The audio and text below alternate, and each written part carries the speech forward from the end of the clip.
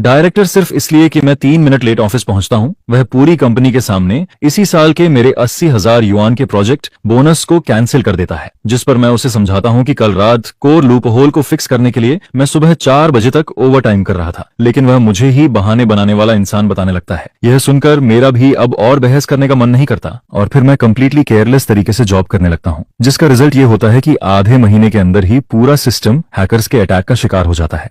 Low level logic को दोबारा recreate करने वाला कोई भी नहीं होता, जिस पर कंपनी सीधा 300 मिलियन युआन का नुकसान झेलती है। उस सुबह सच कहूं तो मेरा मूड काफी अच्छा था, क्योंकि पूरी रात जागकर आखिरकार मैंने डेटाबेस के डेडली लूप होल को बंद कर दिया था, जिस पर मैनेजमेंट सिस्टम में लगातार बज रही वार्निंग बेल भी आखिरकार रुक जाती है। स्टेबल चल रही सी लाइंस को देखकर मेरा पूरा शरीर रिलैक्स हो जाता है और फिर मैं थके हुए कदमों से अपने रेंटेड रूम की तरफ लौटने लगता हूँ। उस समय सुबह के 4 बज चुके होते हैं। बिस्तर पर लेटे हुए मैं यही सोचता हूँ कि बस किसी तरह यह महीना निकल जाए। प्रोजेक्ट बोनस मिलते ही माँ की बाईपास सर्जरी, ऑपरेशन का कर्ज, घर की EMI और बेटी की हाफ ईयर स्कूल फीस सब मैनेज हो जाएगा। लेकिन किस्मत को शायद कुछ और ही मंजूर था। अलार्म बजते ही जब मेरी आंख खुलती है तब तक बहुत देर हो चुकी होती है। मुझे यकीन ही नहीं होता कि मैं सिर्फ 3 मिनट लेट हो गया हूँ, जिस पर मैं पूरी ताकत से ऑफिस बिल्डिंग की तरफ भागता हूँ। पंच मशीन पर ठंडे तरीके से 9:03 डिस्प्ले होने लगता है और अटेंडेंस ऐप में लाल रंग से लेट अराइवल का मैसेज चमक उठता है। वह मोमेंट देखते ही मेरा दिल कसकर बैठ जाता है। मुझे तुरंत समझ आ जाता है कि आज फिर डांट पड़ने वाली है, लेकिन मैं सोच भी नहीं सकता था कि डायरेक्टर इतना बड़ा वार करेगा। मॉर्निंग मीटिंग में दर्जनों कर्डर्स पूरे ऑफिस एरिया में बैठे होते हैं। कीबोर्ड की आवाज अचानक बंद हो जाती है। हवा में कड़वी कॉफी और पूरी रात ओवर टाइम करने की पसीने भरी स्मेल फैली हुई होती है। पूरा माहौल बेहद दबाव भरा लग रहा होता है, जिस पर डायरेक्टर वो अटेंडेंस शीट को कसकर पकड़ते हुए ऊपर खड़ा रहता है। उसका चेहरा पूरी तरह सख्त दिख रहा होता है। वह फेक तरीके से खंखारता है, फिर मेरी तरफ देखकर बोलता है, आज सबसे पहले एक बात अनाउंस करनी है। कुछ लोग खुद को सिस्टम कोड का भगवान समझने लगे हैं। यह सुनकर लिन चुआन को तुरंत एहसास हो जाता है कि वह उसी को टारगेट कर रहा है। फिर वह ऊंची आवाज में कहता है, लिन चुआन आज 3 मिनट लेट आया है। कंपनी रूल्स के मुताबिक उसका इस साल का पूरा 80,000 युआन प्रोजेक्ट बोनस काट लिया जाएगा। पूरा ऑफिस एकदम शांत हो जाता है। मेरे दिमाग में जोरदार धमाका सा होने लगता है। इन सीनियर मैनेजर्स की नजर में शायद 80,000 युआन सिर्फ एक वॉच की कीमत हो, लेकिन मेरे लिए वही माँ की जिंदगी बचाने वाला पैसा था। वही अगले महीने लोन डिफॉल्ट होने से बचाने वाली उम्मीद थी। वही पूरे फैमिली की साल भर की मेहनत का सहारा था। हर महीने सैलरी आते ही सारा पैसा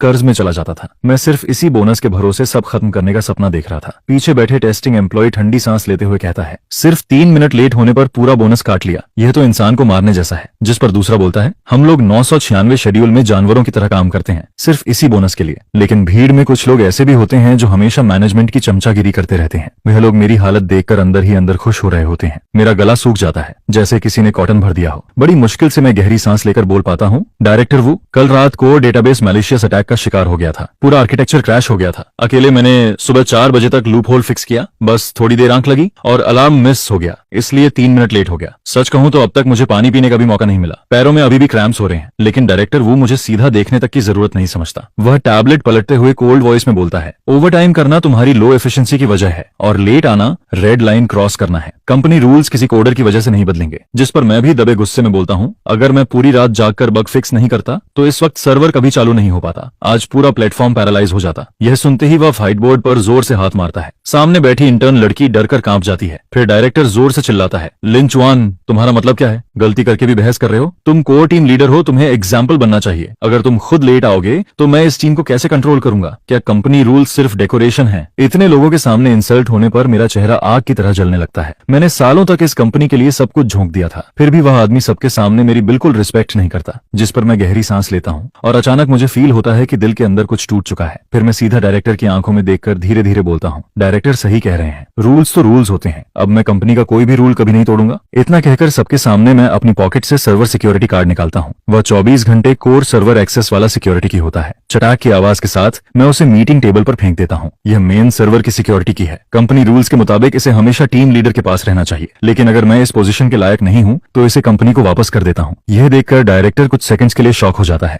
उसे उम्मीद नहीं थी कि मैं इतना आगे चला जाऊंगा। जिस पर ओल्ड चेन जल्दी से मेरा स्लीव पकड़कर धीरे से बोलता है, ब्रोदरलिन, इतना इंपल्सिव मत बनो। लेकिन मैं उसका हाथ हटाकर वापस अपनी सीट पर लौट जाता हूँ और फिर हैंडओवर डॉक्यूमेंट्स अरेंज करने लगता हूँ। दोपहर 3 बजे टेस्टिंग टीम मैसेज भेजती है कि नए प्रोडक्ट लॉन्च से पहले स्ट्रेस टेस्ट करना जरूरी है। जिस पर डायरेक्टर वो वर्क ग्रुप में मेरा नाम टैग करते हुए लिखता है, लिन चुआन, आज रात ओवरटाइम करके टेस्टिंग टीम के साथ कोऑन परेड करो, सिस्टम स्टेबल रहना चाहिए। मैं मैसेज देखता हूँ लेकिन कोई रिप्लाई नहीं देता। ओल्ड चेन धीरे से पास आकर बोलता है, ब्रदर लिन, डायरेक्टर तुम्हें बुला रहे हैं। जिस पर मैं कंप्यूटर स्क्रीन के नीचे राइट कॉर्नर में दिख रहा टाइम उसे दिखाता हूँ। उस वक्त शाम के 5:58 हो रहे होते हैं। मैं शांत आवाज में बोलता हूँ, कंपनी रूल्स के हिसाब से आज का वर्किंग टाइम खत्म होने वाला है। इतना बोलते ही क्लॉक सीधा 6 बजे बजा देता है। फिर मैं टाइम पर पंच आउट करता हूँ, अपना सामान उठाता हूँ और ऑफिस से बाहर निकलने लगता हूँ। पीछे से डायरेक्टर वो गुस्से में चिल्लाता है, लिंचुआन वहीं रुक जाओ। लेकिन मैं एक बार भी पीछे मुड़कर नहीं देखता और सीधे एलिवेटर में चला जाता हूँ। एलिवेटर का डोर बंद होते वक्त डायरेक्टर वो का गुस्से से लाल चेहरा धीरे धीरे छिप जाता है। उस मोमेंट लिफ्ट में सिर्फ मैं अकेला खड़ा होता हूँ।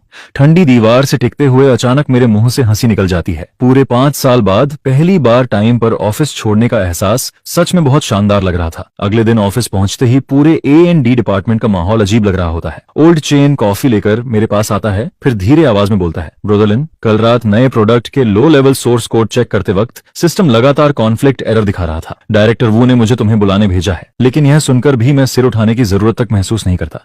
मैं बिना सिर उठाए स्क्रीन पर चल रहे रेगुलर मेंटेनेंस वर्क को ही घूरता रहता हूँ। फिर शांत आवाज में बोलता हूँ, मुझसे क्या लेना देना, मैं तो बस एक नॉर्मल कोडर हूँ जो कंपनी रूल्स को सीरियसली फॉलो करता है। 6 बजे ऑफिस खत्म मतलब काम खत्म। जिस पर ओल्ड चेन बेचैनी में दोनों हाथ रगड़ते हुए बोलता है, लेकिन वह कॉन्फ्लिक्ट वार्निंग उसी बेस आर्किटेक्चर से जुड़ी है जिसे कभी तुमने डिजाइन किया था। नए लोग उस लॉजिक को बिल्कुल नहीं समझते। अगर ऑफिशियल लॉन्च के समय कुछ हो गया तो मैं अपनी रिस्ट वॉच की तरफ नजर डालता हूँ, फिर बिना इमोशन के जवाब देता हूँ, वह प्रॉब्लम टेक्निकल डायरेक्टर को वरी करनी चाहिए। अभी वर्किंग आवर्स चल रहे हैं और मैं अपनी रिस्पॉन्सिबिलिटी वाला काम कर रहा हूँ। ऑफिस आवर्स के बाद की चीजें अब मेरी मैनेजमेंट के अंदर नहीं आती। यह सुनकर ओल्ड चेन लंबी सांस छोड़ता है और फिर चुपचाप वहां से चला जाता है। दोपहर तक डायरेक्टर वो इमरजेंसी मीटिंग बुला लेता है। मीटिंग रूम की बड़ी स्क्रीन पर लाल रंग में सिस्टम वार्निंग्स और सोर्स कोड एरर्स भरे पड़े होते हैं। डायरेक्टर वू का चेहरा बेहद अगली दिख रहा होता है। वह गुस्से में बोलता है, नया प्रोडक्ट अगले हफ्ते लॉन्च होना है, लेकिन अभी बेस सोर्स कोड में कंपैटिबिलिटी कॉन्फ्लिक्ट चल रहा है। इसे कौन सॉल्व करेगा? पूरा मीटिंग रूम एकदम शांत हो जाता है। नए प्रोग्रामर्स एक दूसरे को कंफ्यूज्ड होकर देखने लगते हैं। फिर ग्लासेस पहने एक लड़का डरते हुए बोलता है, डायरेक्टर ली, ये बेस आर्किटेक्चर बहुत ज्यादा कॉम्प्लिकेटेड है, हमें इसे समझने के लिए टाइम चाहिए। टाइम? यह सुनते ही डायरेक्टर वो जोर से टेबल पर हाथ मारता है। चेयरमैन खुद इस प्रोजेक्ट को मॉनिटर कर रहे हैं, सारे इन्वेस्टर्स प्रेस कॉन्फ्रेंस का इंतजार कर रहे हैं, अब कहां से टाइम लाऊं? जिस पर उसकी नजर सीधे मेरी तरफ घूमती है। वह ऊंची आवाज में बोलता है, लिंचुआन, ये सोर्स कोड तुम्हारा लिखा हुआ है, तुम इसे हैंडल करो। लेकिन मैं फोन स्क्रॉल करते हुए सिर तक नहीं उठाता। फिर आराम से बोलता हूँ, अभी लंच ब्रेक चल रहा है, ये मेरे ऑफिशियल वर्किंग आवर्स में नहीं आता और कंपनी रूल्स के हिसाब से इंटर डिपार्टमेंट को ऑपरेशन प्रॉपर प्रोसेस से होना चाहिए। आप सपोर्ट रिक्वेस्ट सबमिट कर सकते हैं। यह सुनते ही डायरेक्टर वू का चेहरा सुअर की तरह लाल हो जाता है। जिस पर मैं शांत नजरों से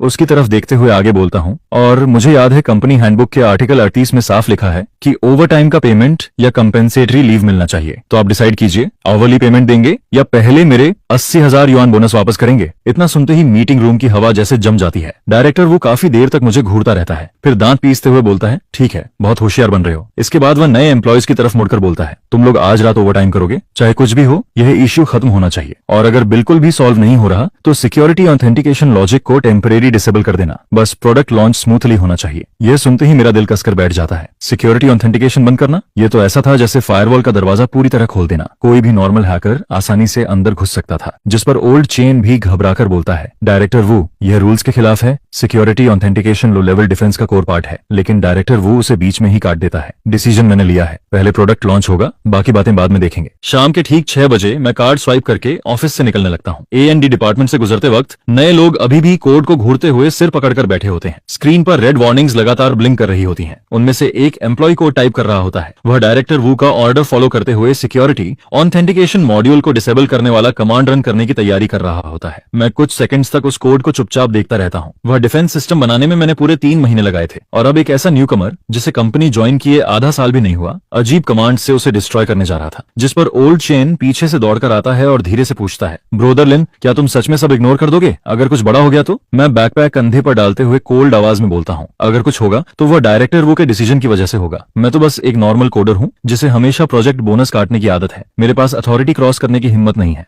ऑफिस बिल्डिंग से बाहर निकलते ही अचानक मेरा फोन वाइब्रेट करता है। वह सिस्टम की तरफ से आया ऑटोमेटेड मॉनिटरिंग ईमेल था। उसमें लिखा होता है कि core security module manually disable कर दिया गया है। मैं कुछ देर तक उस ईमेल को घूरता रहता हूँ, फिर साइलेंटली डिलीट बटन दबा देता हूँ। रात के 11 बजे डायरेक्टर वू की लगातार आती कॉल्स मेरी नींद तोड़ देती हैं। मैं फोन स्क्रीन देखता हूँ, फिर सीधे कॉल कट कर देता हूँ। इसके बाद करवट बदलकर दोबारा सो जाता हूँ। अगली सुबह ऑफिस पहुंचते ही माहौल पहले से भी ज्यादा अजीब लग रहा होता है। डायरेक्टर वो आंखों के नीचे काले घेरे लिए नए एम्प्लॉयज पर गुस्सा निकाल रहा होता है, लेकिन मेरी नजर बड़ी मॉनिटरिंग स्क्रीन पर जाती है। वहां firewall status indicator green screen से येलो हो चुका होता है। इसका मतलब साफ था, कोई हमारी डिफेंस लाइन को प्रोब कर रहा था। लॉन्च काउंटडाउन के दूसरे दिन रात के 2 बजे अचानक डायरेक्टर वू का फोन पागलों की तरह बजने लगता है। वह नींद में फोन उठाता है और दूसरी तरफ से ऑपरेशन स्टाफ की घबराई हुई आवाज सुनाई देती है। डायरेक्टर, बहुत बड़ी प्रॉब्लम हो गई। सर्वर पर अचानक अबनॉर्मल एरर्स की भारी मात्रा आ गई है। सिस्टम लोड 90% तक पहुंच चुका है। अगर अभी फिक्स नहीं किया तो पूरा सर्वर क्रैश हो जाएगा। यह सुनते ही डायरेक्टर वू एकदम से उठ बैठता है। उसकी पूरी नींद गायब हो जाती है। वह तुरंत लैपटॉप खोलकर रिमोट एक्सेस से सर्वर कनेक्ट करता है। स्क्रीन पर लाल रंग के एरर लॉग्स भरे पड़े होते हैं, लेकिन असली प्रॉब्लम यह थी कि उसे उन कोड्स की समझ ही नहीं थी जिस पर वह सिर्फ फोन पर ऑर्डर्स देकर सिचुएशन संभालने की कोशिश करता है। लेकिन ड्यूटी पर बैठा शाओवांग और ज्यादा पैनिक होने लगता है। कांपती आवाज में वह बोलता है, डायरेक्टर वू, मुझे सच में समझ नहीं आ रहा क्या करूं। ऐसे एरर्स मैंने पहले कभी नहीं देखे। यह सुनकर डायरेक्टर वू के माथे पर ठंडा पसीना आ जाता है। वह ऑफिस में इधर उधर चक्कर लगाने लगता है। उसी मोमेंट उसके दिमाग में लिन चुआन का नाम आता है, लेकिन अगले ही पल वह उस थॉट को खुद ही दबा देता है। आखिर कुछ घंटे पहले ही उसने पूरी कंपनी के सामने मेरे 80,000 युआन काटे थे। अब आधी रात को मदद मांगने जाता तो उसकी रिस्पेक्ट कहां जाती, जिस पर वह दांत पीसते हुए फैसला लेता है। शाओवांग, उन एरर वार्निंग्स को इग्नोर करो, डायरेक्ट ओवरराइड पैच इस्तेमाल करो, फोर्सफुली सारे एरर कोड्स दबा दो, पहले सिस्टम को चलने दो, बाकी बाद में देखेंगे। शाओवांग कुछ सेकंड्स हेजिटेट करता है, लेकिन आखिरकार ऑर्डर मान लेता है। 10 मिनट बाद स्क्रीन पर चमक रही सारी रेड वार्निंग्स गायब हो जाती हैं। सिस्टम लोड भी धीरे धीरे नीचे आने लगता है। यह देखकर डायरेक्टर वो राहत की सांस लेता है। उसे लगने लगता है कि उसने बहुत स्मार्ट डिसीजन लिया है। फिर वह कॉल डिस्कनेक्ट करके आराम से वापस सो जाता है।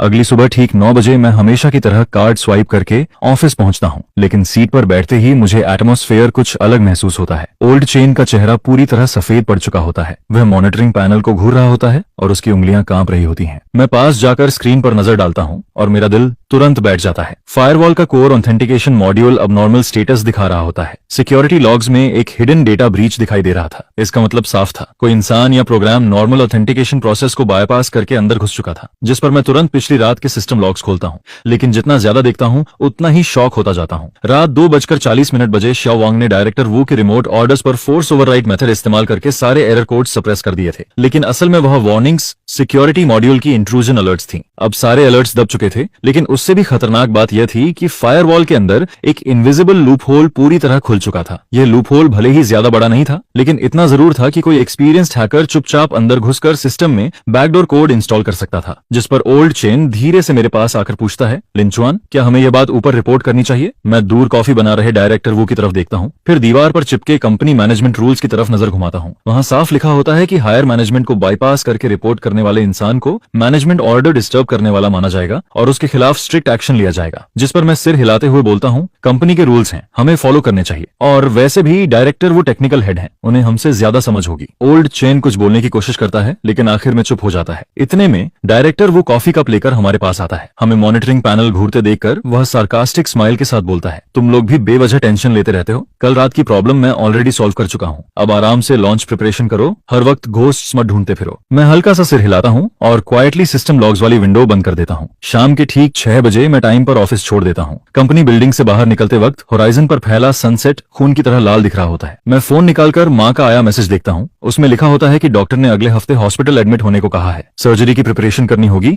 लेकिन माँ फिर भी मुझे पैसे की चिंता ना करने के लिए बोल रही होती है। मैं फोन वापस पॉकेट में डाल देता हूँ और फिर तेज कदमों से आगे बढ़ने लगता हूँ। अब कंपनी की प्रॉब्लम से मेरा कोई लेना देना नहीं था, लेकिन सिस्टम में खुला वह हिडन क्रैक अब भी वहीं मौजूद था, बिल्कुल एक साइलेंट टाइम बॉम्ब की तरह जो सही मौके का इंतजार कर रहा था। नए प्रोडक्ट लॉन्च से एक रात पहले पूरा A&D डिपार्टमेंट रोशनी से चमक रहा होता है। हर कोई प्रेशर टेस्ट्स और फाइनल डेटा वेरिफिकेशन में लगा हुआ था। पूरे एटमॉस्फेयर में टेंशन फैली हुई होती है। चेयरमैन सो खुद वहां मौजूद होता है और इन्वेस्टर डायरेक्टर शेन भी वीडियो कॉन्फ्रेंस के जरिए ऑनलाइन मॉनिटरिंग कर रहा होता है। यह प्रोडक्ट अगले 3 साल की कंपनी स्ट्रेटेजी का सबसे बड़ा हिस्सा था। रात के 8 बजे अचानक मॉनिटरिंग कंसोल में तेज वार्निंग अलार्म्स बजने लगते हैं। स्क्रीन पर लगातार dangerous loop hole alerts popup होने लगते हैं और सबसे डरावनी बात यह थी कि ये सारे फ्लॉ सिक्योरिटी आर्किटेक्चर की कोर वीकनेस थी। ओल्ड चेन स्क्रीन को घूरते हुए पसीने में भीग जाता है। अगर इन लूप होल्स को तुरंत फिक्स नहीं किया गया तो कल ऑफिशियल लॉन्च के बाद कंपनी का कोर डेटाबेस हैकर्स के लिए खुला मैदान बन जाता, जिस पर डायरेक्टर वू का चेहरा तुरंत सफेद पड़ जाता है। वह ऑफिस में 3 चक्कर लगाता है और आखिरकार अचानक डोर खोलकर मेरी डेस्क तक आ जाता है। वह गुस्सा दबाने की कोशिश करता है, लेकिन उसकी आवाज फिर भी कांप रही होती है। लिन चुआन, सिस्टम में हाई रिस्क लूप होल्स आ गए हैं, तुम्हें अभी तुरंत ओवरटाइम करके इन्हें फिक्स करना होगा, ये ऑर्डर है। मैं सिर उठाकर कंप्यूटर के नीचे दिख रहा टाइम देखता हूँ। रात के 8:15 बज रहे होते हैं। फिर मेरी नजर वॉल पर लगी एम्प्लॉय फोटो पर जाती है। वह फोटो 2 महीने पुरानी होती है, जब मुझे अब भी यकीन था कि मेहनत का रिवॉर्ड मिलता है। जिस पर मैं शांत आवाज में बोलता हूँ, डायरेक्टर वू, लेबर कॉन्ट्रैक्ट में साफ लिखा है कि ओवरटाइम के लिए पहले रजिस्ट्रेशन और पेमेंट कंफर्मेशन जरूरी है, और पिछले महीने का मेरा 80,000 युआन प्रोजेक्ट बोनस भी अभी क्लियर नहीं हुआ। क्या पहले वो अमाउंट सेटल कर सकते हैं? यह सुनते ही डायरेक्टर वू पूरी तरह स्टनड रह जाता है। उसे उम्मीद नहीं थी कि मैं ऐसी डिमांड रखूंगा। उसका चेहरा गुस्से से लाल हो जाता है। वह दहाड़ते हुए बोलता है, ये कौन सा वक्त है पैसे की बात करने का? कंपनी क्राइसिस में है। तुम टेक्निकल बैकबोन हो, क्या तुम्हें रिस्पॉन्सिबिलिटी नहीं लेनी चाहिए? लेकिन मैं शांत तरीके से सिर हिलाता हूँ। डायरेक्टर वू, पहले आपने ही कहा था कि रूल्स कभी ब्रेक नहीं हो सकते। अब मैं भी कंपनी पॉलिसी सीरियसली फॉलो कर रहा हूँ। अगर रिटर्न ओवरटाइम अप्रूवल और ओवरटाइम फी कंफर्मेशन नहीं है तो मैं फ्री में ओवरटाइम नहीं कर सकता, और वह 80,000 युआन मेरा मेहनत का पैसा है। उसका प्रॉपर एक्सप्लेनेशन मिलना चाहिए। यह सुनकर डायरेक्टर वू का पूरा शरीर गुस्से से कांपने लगता है। वह उंगली मेरी तरफ दिखाकर चिल्लाता है, लिंचुआन, तुम कंपनी को थ्रेटन कर रहे हो? मैं खड़ा होकर अपनी कॉलर ठीक करता हूँ, फिर धीरे से बोलता हूँ, डायरेक्टर वू, एम्प्लॉय को फायर करने का भी प्रॉपर प्रोसेस होता है। कम से कम 30 दिन पहले रिटर्न नोटिस देना पड़ता है। और भूलिए मत, मेरे पास अभी भी 5 साल का लेबर कॉन्ट्रैक्ट है। अगर इलीगल टर्मिनेशन हुआ तो कंपनी को डबल कंपेंसेशन देनी पड़ेगी। पूरा ऑफिस एकदम साइलेंट हो जाता है। हर एम्प्लॉय अपना काम रोककर हमारी तरफ देखने लगता है। ओल्ड चेन बीच में आकर समझाने की कोशिश करता है, लेकिन मेरी नजर उसे रोक देती है। आखिर में डायरेक्टर वो गुस्से से कांपते हुए बोलता है, बहुत अच्छा लिंचुआन, कल प्रोडक्ट लॉन्च के बाद सबसे पहला इंसान जिसे मैं कंपनी से निकालूंगा वह तुम होगे। फिर देखता हूँ इस इंडस्ट्री में कैसे सर्वाइव करते हो। मैं हल्का सा सिर हिलाता हूँ और अपना बैकपैक उठाकर निकलने लगता हूँ। ओल्ड चेन धीरे से मेरे पास आकर बोलता है, लिंचुआन, कम से कम हेल्प तो कर दो।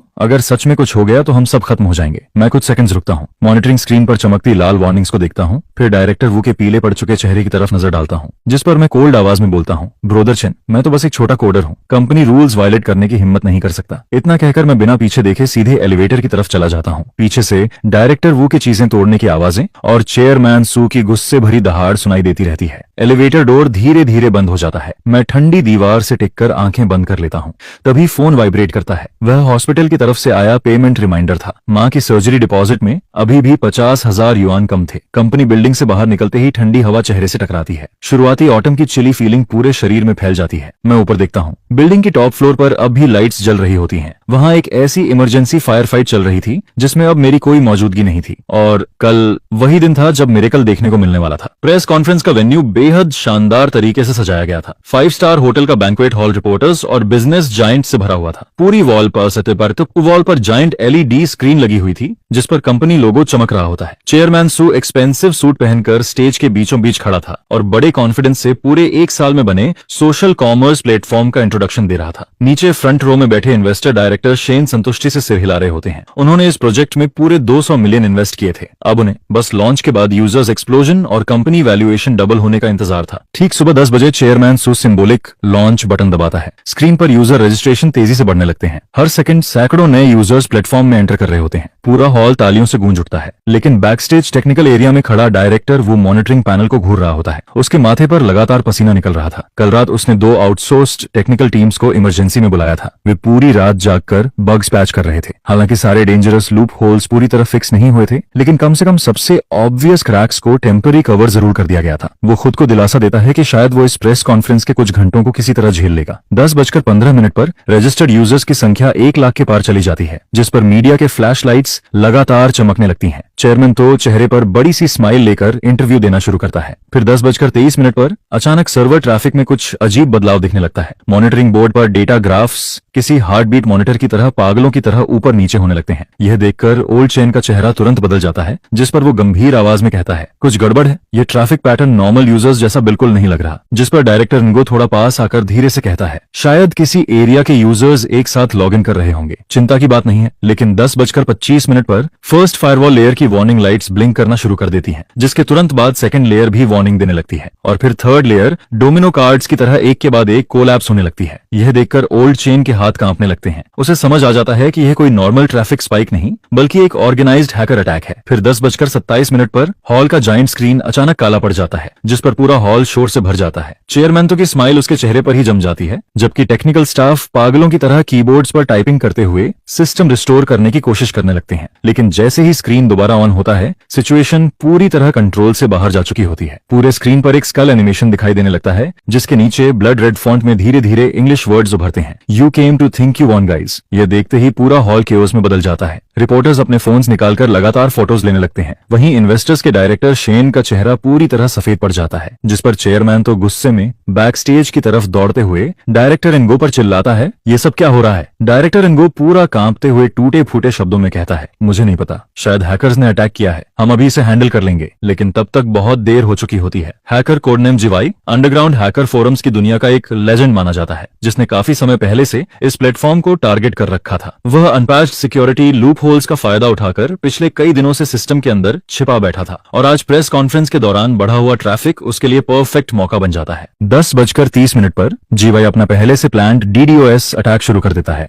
जिसके साथ उसका इंट्रूजन प्रोग्राम भी एक्टिवेट हो जाता है। जिन सिक्योरिटी लूप होल्स को डायरेक्टर इनगो ने इग्नोर किया था, वही अब हैकर के लिए सीधे अंदर घुसने वाला हाईवे बन जाते हैं। फिर जायंट स्क्रीन पर मौजूद स्कल बोलना शुरू कर देता है, जिसकी इलेक्ट्रॉनिक सिंथेसाइज्ड वॉइस पूरे हॉल में गूंजने लगती है। तुम लोगों का सिस्टम कागज जितना कमजोर है, और उस बेवकूफ टेक्निकल डायरेक्टर का शुक्रिया जिसने मेरे लिए दरवाजा पूरी तरह खोल दिया। यह सुनते ही डायरेक्टर इनगो का चेहरा कागज की तरह सफेद पड़ जाता है। उसके पैर कांपने लगते हैं और वो लगभग जमीन पर गिरने ही वाला होता है, जिस पर मीडिया रिपोर्टर्स और ज्यादा एक्साइटेड हो जाते हैं, क्योंकि यह साल का सबसे बड़ा टेक स्कैंडल बन चुका होता है। फ्लैशलाइट्स और तेजी से चमकने लगती हैं और काउंटलेस कैमरों स्टेज की तरफ घूम जाते हैं, जहां चेयरमैन तो पूरी तरह घबराया हुआ खड़ा होता है। वहीं बैकस्टेज मॉनिटरिंग रूम में सारी डिफेंस सिस्टम्स एक एक करके कोलैप्स होने लगती हैं। ओल्ड चेन होपलेस होकर स्क्रीन पर तेजी से स्क्रॉल होते इंट्रूजन लॉग्स को देखता रहता है। फिर वो बड़बड़ाते हुए कहता है, सब खत्म हो गया, इस बार सच में खत्म हो गया। और उसी समय मैं हॉस्पिटल कॉरिडोर की बेंच पर अपनी माँ के साथ सर्जरी चेकअप के लिए वेट कर रहा होता हूँ। तभी मेरा फोन लगातार वाइब्रेट होने लगता है। कंपनी के कॉलीग्स एक के बाद एक मैसेजेस भेज रहे होते हैं, लेकिन मैं बिना देखे ही फोन स्विच ऑन ऑफ कर देता हूँ। उधर प्रेस कॉन्फ्रेंस का सीन पूरी तरह डिजास्टर में बदल चुका होता है। चेयरमैन तो गुस्से से भरा बैक स्टेज में घुसता है, जबकि इन्वेस्टर डायरेक्टर शेन उसके पीछे पीछे आता है। उसके नीट सूट के पीछे छिपा हुआ गुस्सा साफ दिखाई दे रहा होता है। फिर हॉल के अंदर मौजूद मीडिया चैनल्स लाइव ब्रॉडकास्ट शुरू कर देते हैं। टेक न्यूज प्लेटफॉर्म्स पर नोटिफिकेशंस एक के बाद एक आने लगती हैं, और हर हेडलाइन पिछली से ज्यादा शॉकिंग दिखाई देती है, जिस पर डायरेक्टर इनगो चेयर पर गिर जाता है। दोनों हाथों से अपना सिर पकड़कर बैठा रहता है, जबकि उसके चेहरे से पसीना लगातार बह रहा होता है। मॉनिटरिंग बोर्ड पर दिख रहा डेटा पूरी तरह बर्बाद नजर आ रहा होता है। हैकर अटैक ऐसे आगे बढ़ रहा होता है जैसे वहां कोई डिफेंस मौजूद ही ना हो। हैकर्स सिस्टम के अंदर फ्रीली घूमते हुए यूजर डेटाबेस तक पहुंचने लगते हैं। एक्सेस लॉग्स तेजी से स्क्रॉल होने लगते हैं, और हर नई लाइन का मतलब होता है कि बड़ी मात्रा में यूजर डेटा चोरी किया जा रहा है, जिस पर चेयरमैन तो चिल्लाते हुए कहता है, हैकर्स फर्स्ट सिक्योरिटी लाइन तोड़ चुके हैं, वो अब कोर डेटाबेस में घुस रहे हैं। अगर यही स्पीड रही तो सिर्फ 10 मिनट में पूरा प्राइवेट यूजर डेटा चोरी हो जाएगा। यह सुनकर डायरेक्टर शेन जोर से टेबल पर मुक्का मारता है और कहता है, 10 मिनट? तुम्हारी सिक्योरिटी बस इतनी ही है? हमने 200 मिलियन युआन इन्वेस्ट किए और तुम लोग एक हैकर तक नहीं रोक पा रहे? फिर चेयरमैन तो गुस्सा दबाते हुए डायरेक्टर इनगो से कहता है, तुरंत इमरजेंसी प्रोटोकॉल एक्टिवेट करो, अटैक सोर्स बंद करो और कोर डेटा को बचाओ। जिस पर डायरेक्टर इनगो पैनिक में खड़ा हो जाता है, लेकिन उसे सिक्योरिटी आर्किटेक्चर की असली समझ होती ही नहीं है, इसलिए वो अपनी आधी अधूरी नॉलेज के दम पर ब्लाइंडली ऑन ऑर्डर्स देने लगता है। वो कुछ सेकंड्स तक स्क्रीन को घूरता रहता है, और फिर अचानक उसे एक तरीका सूझता है, जिसे वो जीनियस सॉल्यूशन समझ लेता है। जल्दी मेन पावर कट करो, पूरे सर्वर को फिजिकली शट डाउन करके सीधे रीस्टार्ट करो। यह सुनते ही ओल्ड चेन शॉक में आ जाता है और तुरंत चिल्लाता है, डायरेक्टर इनगो, ऐसा मत कीजिए, सिस्टम अभी हेवी लोड पर चल रहा है। अचानक पावर कट करने से फिजिकल डेटा डैमेज हो सकता है। लेकिन डायरेक्टर इनगो उसकी बात काटते हुए चिल्लाता है, अब टाइम नहीं है, मेरी बात मानो, तुरंत पावर ऑफ करके उस हैकर को बाहर फेंको। जिस पर सारे टेक्निकल स्टाफ एक दूसरे को कंफ्यूज्ड नजरों से देखने लगते हैं, लेकिन आखिर में उन्हें ऑर्डर मानना ही पड़ता है। सर्वर रूम आता, सर्वर रूम का ड्यूटी स्टाफ कांपते हाथों से इमरजेंसी शटडाउन बटन दबा देता है, और अगले ही पल सारे सर्वर्स एक साथ बंद हो जाते हैं। मॉनिटरिंग पैनल अंधेरे में डूब जाता है। कुछ सेकंड्स की खामोशी के बाद सर्वर दोबारा बूट होना शुरू करते हैं। कूलिंग फैंस की आवाज फिर से गूंजने लगती है। यह देखकर डायरेक्टर इनगो राहत की सांस लेता है। उसे लगने लगता है कि उसने सिचुएशन संभाल ली, लेकिन सिर्फ 3 मिनट बाद उसका चेहरा किसी डेड पर्सन से भी ज्यादा खराब दिखाई देने लगता है, क्योंकि सिस्टम 30% बूट होने के बाद ही फ्रीज हो जाता है। असल में पावर लॉस के उसी मोमेंट पर core platform data physically corrupt हो चुका होता है। जो फाइल्स उस समय राइट हो रही थीं, वे फोर्सफुली इंटरप्ट होने की वजह से पूरी तरह डिस्ट्रॉय हो जाती हैं। पूरा डेटाबेस अनरीडेबल गार्बेज में बदल जाता है, और सबसे खतरनाक बात यह होती है कि हैकर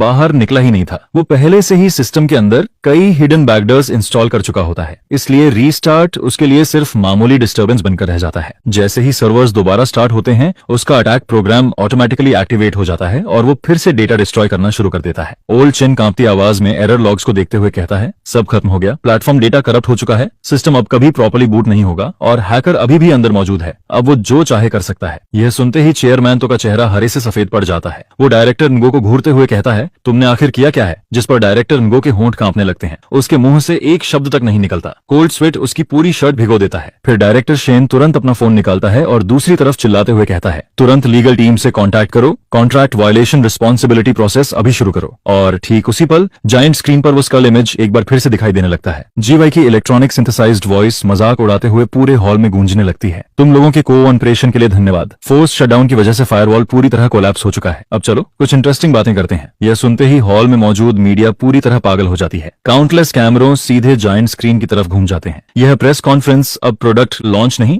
बल्कि एक ऐसी पब्लिक रिलेशंस डिजास्टर बन चुकी होती है जिसे पूरी दुनिया लाइव देख रही होती है। वहीं बैकस्टेज टेक्निकल टीम फिर से डेड साइलेंस में डूब जाती है, क्योंकि अब हर किसी को समझ आ चुका होता है कि असली नाइटमेयर तो अभी शुरू हुआ है। सिस्टम पूरी तरह फ्रीज हो चुका होता है। हैकर अब भी अंदर हैवोक मचा रहा होता है और एकमात्र इंसान जो इस सिचुएशन को बचा सकता था वो इस समय अपनी मां के साथ हॉस्पिटल में बैठा होता है। ऊपर से उसका फोन भी स्विच ऑफ होता है। फिर सर्वर क्रैश की खबर इंटरनेट पर किसी वायरस की तरह फैलने लगती है। प्रेस कॉन्फ्रेंस के लाइव स्ट्रीम, हाईजैक होने वाला वीडियो सिर्फ आधे घंटे के अंदर सभी बड़े प्लेटफॉर्म्स के ट्रेंडिंग सर्चेस में टॉप पोजीशन पर पहुंच जाता है, जिस पर योंकिंग कंपनी के ऑफिशियल अकाउंट के कमेंट सेक्शन पूरी तरह कोलैप्स हो जाते हैं। न्यूली रजिस्टर्ड यूजर्स डिस्कवर करते हैं कि वे लॉग इन ही नहीं कर पा रहे। जिन लोगों ने पैसे डिपॉजिट किए थे उन्हें समझ ही नहीं आता कि उनका पैसा कहां गायब हो गया। कस्टमर केयर हॉटलाइंस लगातार रिंग होने लगती हैं। Dozens of call centre employees phone उठाते उठाते पूरी तरह टूट जाते हैं, लेकिन हर कोई बस एक ही लाइन दोहराता रहता है, हम इश्यू को अर्जेंटली फिक्स कर रहे हैं, कृपया पेशेंटली वेट करें। लेकिन यूजर्स का पेशेंस कब का खत्म हो चुका होता है। कुछ लोग सोशल मीडिया प्लेटफॉर्म्स पर कलेक्टिव प्रोटेस्ट ऑर्गेनाइज करना शुरू कर देते हैं। वहीं कुछ सीधे पुलिस कंप्लेंट दर्ज करवा देते हैं कि उनके साथ फ्रॉड हुआ है, और कई लोग मीडिया कंपनीज को टैग करके इस स्कैंडल को एक्सपोज करने की मांग करने लगते हैं। सिर्फ एक घंटे के अंदर टॉपिक व्यूज 300 मिलियन क्रॉस कर जाते हैं और कंपनी का नाम हिस्ट्री की सबसे खराब प्रेस कॉन्फ्रेंस के टैग के साथ परमानेंटली जुड़ जाता है। दोपहर 2 बजे जैसे ही स्टॉक मार्केट खुलता है, कंपनी के शेयर्स बिना रुके नीचे गिरने लगते हैं। मेजर शेयर होल्डर्स पैनिक में अपने शेयर्स बेचने लगते हैं। स्मॉल इन्वेस्टर्स डर कर मार्केट से भागने लगते हैं। सेल ऑनर्स तुरंत लिमिट तक पहुंच जाते हैं। फाइनेंशियल मीडिया लगातार ब्रेकिंग न्यूज पुश करने लगती है। एक टेक कंपनी की मार्केट वैल्यू सिर्फ एक दिन में 300 मिलियन युआन से ज्यादा एवेपोरेट हो गई। यह इस साल की सबसे बड़ी गिरावट बन चुकी है, जिस पर चेयरमैन तो अपने ऑफिस में बैठा होता है। उसके सामने 7 से 8 फोन्स पड़े होते हैं और हर फोन लगातार वाइब्रेट कर रहा होता है। बोर्ड मेंबर्स, पार्टनर्स, एडवर्टाइजर्स, हर कोई बस एक ही सवाल पूछ रहा होता है, सिस्टम आखिर कब रिस्टोर होगा? लेकिन उसके पास कोई जवाब नहीं होता। A&D डिपार्टमेंट से आने वाली हर नई रिपोर्ट पिछली से ज्यादा होपलेस होती जाती है। सिस्टम पूरी तरह पैरालाइज्ड हो चुका होता है। डेटा सीरियसली करप्ट हो चुका होता है। यहाँ तक कि हायर एक्सटर्नल टीम्स भी सिर्फ लॉग्स देखकर सिर हिलाते हुए वापस लौट जाती हैं। फिर शाम 3 बजे इन्वेस्टर डायरेक्टर शेन का कॉल आता है। उसकी आवाज बर्फ की तरह ठंडी होती है। चेयरमैन, तो मुझे उम्मीद है कि आपको हमारी काउंटरपार्ट एग्रीमेंट याद होगी। प्लेटफॉर्म लॉन्च होने के 3 महीने के अंदर मंथली एक्टिव यूजर्स 5 मिलियन पहुंचने चाहिए थे। अगर ऐसा नहीं हुआ तो आपको मेरे 30% शेयर्स बाय बैक करने होंगे। यह सुनते ही चेयरमैन तो के हाथ कांपने लगते हैं। वो मुश्किल से कहता है, डायरेक्टर शेन, हम इसे जल्द ठीक कर देंगे। यह सिर्फ टेम्पररी टेक्निकल इश्यू है। लेकिन डायरेक्टर शेन तुरंत उसकी बात काट देता है। Technical issue? पूरी इंटरनेट दुनिया अभी तुम लोगों को जोक की तरह देख रही है। यूजर्स का ट्रस्ट पूरी तरह कोलैप्स हो चुका है। अगर आज तुम सिस्टम फिक्स भी कर लो तब भी कौन तुम्हारा प्लेटफॉर्म यूज करेगा? फिर वो ठंडी आवाज में आगे कहता है, अगर सुबह होने से पहले सिस्टम रिस्टोर नहीं हुआ तो मैं तुरंत कॉम्पेंसेशन प्रोसेस एक्टिवेट कर दूंगा। एग्रीमेंट के मुताबिक तुम्हें इन्वेस्टमेंट लॉस का 3 गुना कॉम्पेंसेट करना होगा,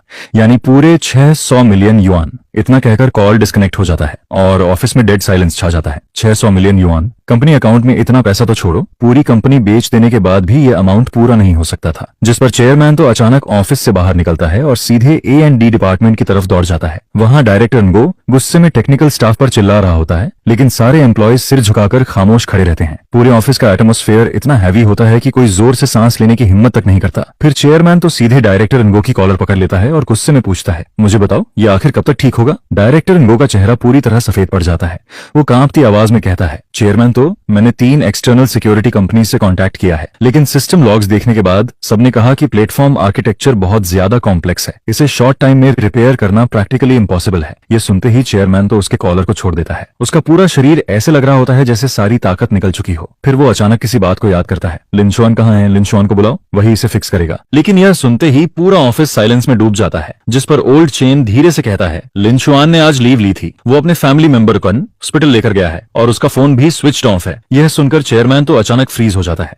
तभी उसे याद आता है कि कुछ दिन पहले ही डायरेक्टर इंगो ने पब्लिकली लिन शुआन का 80,000 युआन का प्रोजेक्ट बोनस काट लिया था और कल रात जब सिस्टम में हाई रिस्क वल्नरेबिलिटी दिखाई दी थी तब भी डायरेक्टर इंगो ने लिन शुआन की सारी कंडीशंस रिजेक्ट कर दी थी। उसी समय हैकर जी वाई की तरफ से पहला रैंसम ईमेल आता है। ईमेल का टाइटल बेहद सिंपल होता है, क्या तुम अपना डेटा वापस चाहते हो? और ईमेल के अंदर सिर्फ एक लाइन और एक नंबर लिखा होता है, 1000 बिटकॉइन। करंट एक्सचेंज रेट के हिसाब से 1000 बिटकॉइन की वैल्यू 40 मिलियन युआन से ज्यादा होती है। चेयरमैन तो उस ईमेल को घूरता रहता है। उसकी कनपटी लगातार फड़क रही होती है। एक तरफ इन्वेस्टर को 600 मिलियन युआन कंपेंसेशन देना था और दूसरी तरफ हैकर को 40 मिलियन युआन रैंसम। दोनों रास्ते सीधे मौत की तरफ जा रहे होते हैं और इस पूरे केओस के बीच एकमात्र इंसान जो शायद कंपनी को बचा सकता था वो इस समय हॉस्पिटल की लंबी बेंच पर अपनी मां के साथ सर्जरी अपडेट का इंतजार कर रहा होता है। उसे इन सब चीजों की स्लाइटेस्ट खबर तक नहीं होती। शाम 6 बजे चेयरमैन तो कुछ सीनियर एग्जीक्यूटिव्स को साथ लेकर फिर से A&D डिपार्टमेंट में पहुंचता है। उसका चेहरा इतना डार्क दिखाई दे रहा होता है जैसे अभी पानी टपकने लगेगा। पूरे ऑफिस में मौजूद लोग अपना काम रोक देते हैं। कोई जोर से सांस लेने की भी हिम्मत नहीं करता। फिर चेयरमैन तो पूरे ऑफिस पर नजर घुमाते हुए भारी आवाज में कहता है, मुझे फर्क नहीं पड़ता कि तुम लोग कौन सा तरीका यूज करते हो, लेकिन सुबह होने से पहले सिस्टम हर हालत में ठीक होना चाहिए। अगर कंपनी बैंकक्रप्ट हुई तो यहाँ मौजूद हर इंसान बाहर फेंक दिया जाएगा। जिस पर डायरेक्टर इंगो माथे का पसीना पोंछते हुए हकलाकर कहता है कि वो सॉल्यूशन ढूंढ रहा है, लेकिन प्लेटफॉर्म डेटा बहुत ज्यादा डैमेज्ड है, हमें सच में और टाइम चाहिए। ये सुनते ही चेयरमैन तो जोर से टेबल पर मुक्का मारता है। टाइम? मैंने तुम्हें कम टाइम दिया था क्या? सुबह से अब तक पूरे 8 घंटे बीत चुके हैं और तुम्हारे पास अभी भी यही रिजल्ट है? फिर ओल्डचेन हिम्मत करके आगे आता है। चेयरमैन तो ये पूरा प्लेटफॉर्म आर्किटेक्चर लिन शुआन ने अकेले बनाया था। सिर्फ वही हर मॉड्यूल की लॉजिक प्रॉपर्ली समझता है। अगर लिन शुआन वापस आ जाए तो शायद, लेकिन इससे पहले कि वो अपनी बात पूरी कर पाता, डायरेक्टर इंगो का चेहरा तुरंत बदल जाता है। वो अचानक बीच में बोल पड़ता है, चेयरमैन तो इसका लिन शुआन से कोई लेना देना नहीं है। ये सब हैकर अटैक की वजह से हुआ है। कोई भी ये प्रेडिक्ट नहीं कर सकता था। जिस पर चेयरमैन तो ठंडी नजरों से डायरेक्टर इंगो को घूरते हुए पूछता है, तो फिर मुझे यह बताओ, आखिर हैकर हमारी डिफेंस लाइन इतनी आसानी से तोड़ कैसे पाया? आखिर सिस्टम में इतनी खतरनाक सिक्योरिटी लूपहोल कैसे आ सकती है? यह सुनकर डायरेक्टर मो अपना मुंह खोलता है, लेकिन उसके मुंह से एक शब्द भी नहीं निकलता है। जिस पर चेयरमैन सू तुरंत ओल्ड चेन की तरफ मुड़कर कहता है, अभी तुमने क्या कहा था? साफ साफ बताओ। ओल्ड चेन कुछ सेकंड तक हिचकिचाता है, जिसके बाद वह गहरी सांस लेकर बोलना शुरू करता है, चेयरमैन सू, असल में सिस्टम लॉन्च होने से पहले ही high risk loopholes detect हो चुके थे। लिन शुआन ने उस समय वार्निंग भी दी थी। इतना कहते हुए वह डायरेक्टर मो की तरफ देखता है, लेकिन टाइम बहुत कम था। जिस पर डायरेक्टर मो ने फैसला किया कि पहले सिस्टम लॉन्च करो, बाद में फिक्स कर लेंगे। यह सुनते ही चेयरमैन सू का चेहरा और भी ज्यादा भयानक हो जाता है। फिर वह ठंडी आवाज में पूछता है, और कुछ? जिस पर ओल्ड चेन गहरी सांस लेकर पिछले कुछ दिनों में हुई सारी घटनाएं बताना शुरू करता है। डायरेक्टर वू के जबरदस्ती सिक्योरिटी ऑथेंटिकेशन बंद करवाने से लेकर आधी रात को लिटिल वॉन्ग को एरर कोड ओवरराइट करने का ब्लाइंड ऑर्डर देने तक, और फिर कल रात लिन शुआन की ओवरटाइम कंडीशंस ठुकराने तक, हर एक बात चेयरमैन सू के दिल में चाकू की तरह चुभती चली जाती है। पूरे ऑफिस में सन्नाटा छा जाता है। हर कोई सिर झुकाकर खड़ा रहता है और कोई भी डायरेक्टर वू की तरफ देखने की हिम्मत नहीं करता है। जिस पर चेयरमैन सू धीरे धीरे मुड़कर डायरेक्टर वू को घूरता है और बर्फ जैसी ठंडी आवाज में पूछता है, अब भी तुम्हारे पास कुछ कहने को बचा है? यह सुनकर डायरेक्टर वू का पूरा शरीर कांपने लगता है, लेकिन अचानक जैसे उसे कोई आखिरी उम्मीद मिल गई हो, वह जोर से चिल्लाता है, चेयरमैन सू, यह सब लिन शुआन की साजिश है। जिस पर वह जल्दी जल्दी बोलना जारी रखता है। उसने जानबूझकर सोर्स कोड में बैकडोर छोड़ा था और फिर हैकर्स के साथ मिलकर कंपनी पर अटैक करवाया। आखिर हैकर हमारे सिस्टम को इतनी अच्छी तरह कैसे जानता था? वह इतना एक्यूरेट अटैक कैसे कर सकता था? जरूर लिन शुआन ने ही कोर सोर्स कोड लीक किया है। यह सुनते ही पूरा ऑफिस हंगामे में बदल जाता है। कुछ लोग शॉक्ड हो जाते हैं, कुछ गुस्से में आ जाते हैं, लेकिन ज्यादातर लोगों को इस बात पर बिल्कुल भरोसा नहीं होता है। जिस पर ओल्ड चेन गुस्से से लाल होकर चिल्लाता है, डायरेक्टर मो, किसी पर झूठा इल्जाम मत लगाओ। लिन शुआन पिछले 5 सालों से कंपनी में काम कर रहा है। उसने आज तक कंपनी के खिलाफ कुछ नहीं किया। लेकिन डायरेक्टर मो तुरंत पलटकर बोलता है, तो फिर सबसे जरूरी समय पर उसने ओवरटाइम करने से मना क्यों किया? कंपनी को मुश्किल में देखकर भी वह चुप क्यों रहा? अगर यह बदला नहीं है तो और क्या है? यह सुनकर चेयरमैन सू हाथ उठाकर दोनों की बहस रोक देता है। फिर वह कुछ सेकंड तक चुप रहता है, जिसके बाद शांत लेकिन डरावनी आवाज में कहता है, ओल्ड चेन, तुरंत सभी सर्वर सील करो और पिछले 1 महीने के सारे ऑपरेशन लॉग्स निकालो। मैं हर कोर कोड मॉडिफिकेशन रिकॉर्ड देखना चाहता हूँ। इसके बाद वह डायरेक्टर वू की तरफ मुड़ कहता है, अगर इन्वेस्टिगेशन में साबित हुआ कि यह सब लिन शुआन ने किया है तो मैं खुद पुलिस को बुलाकर उसे गिरफ्तार करवाऊंगा। वह अपनी बात पूरी नहीं करता है, लेकिन उसकी अधूरी बात में छुपी धमकी हर किसी को साफ समझ आ जाती है। म्यूजिक उसी समय हैकर गोसी का दूसरा ईमेल आता है, लेकिन इस बार उसमें रैंसम नहीं बल्कि एक वीडियो होता है। वीडियो में गोसी वॉइस चेंजर के जरिए मजाक उड़ाते हुए कहता है, सुना है तुम लोग अंदर के गद्दार को ढूंढ रहे हो। बेकार मेहनत मत करो, ये सब तुम्हारी खुद की बेवकूफी की वजह से हुआ है, किसी और की वजह से नहीं। चलो तुम्हें एक हिंट देता हूँ, रात 2:40 बजे का ऑपरेशन लॉग देखो। वह जीनियस जिसने सिक्योरिटी सोर्स कोड को जबरदस्ती ओवरराइट किया था, उसने तो मुझे बहुत बड़ा गिफ्ट दे दिया। यह सुनते ही चेयरमैन सू का चेहरा पूरी तरह बदल जाता है। वह स्क्रीन पर दिख रहे समय को घूरता है और फिर कुर्सी पर कांपते हुए बैठे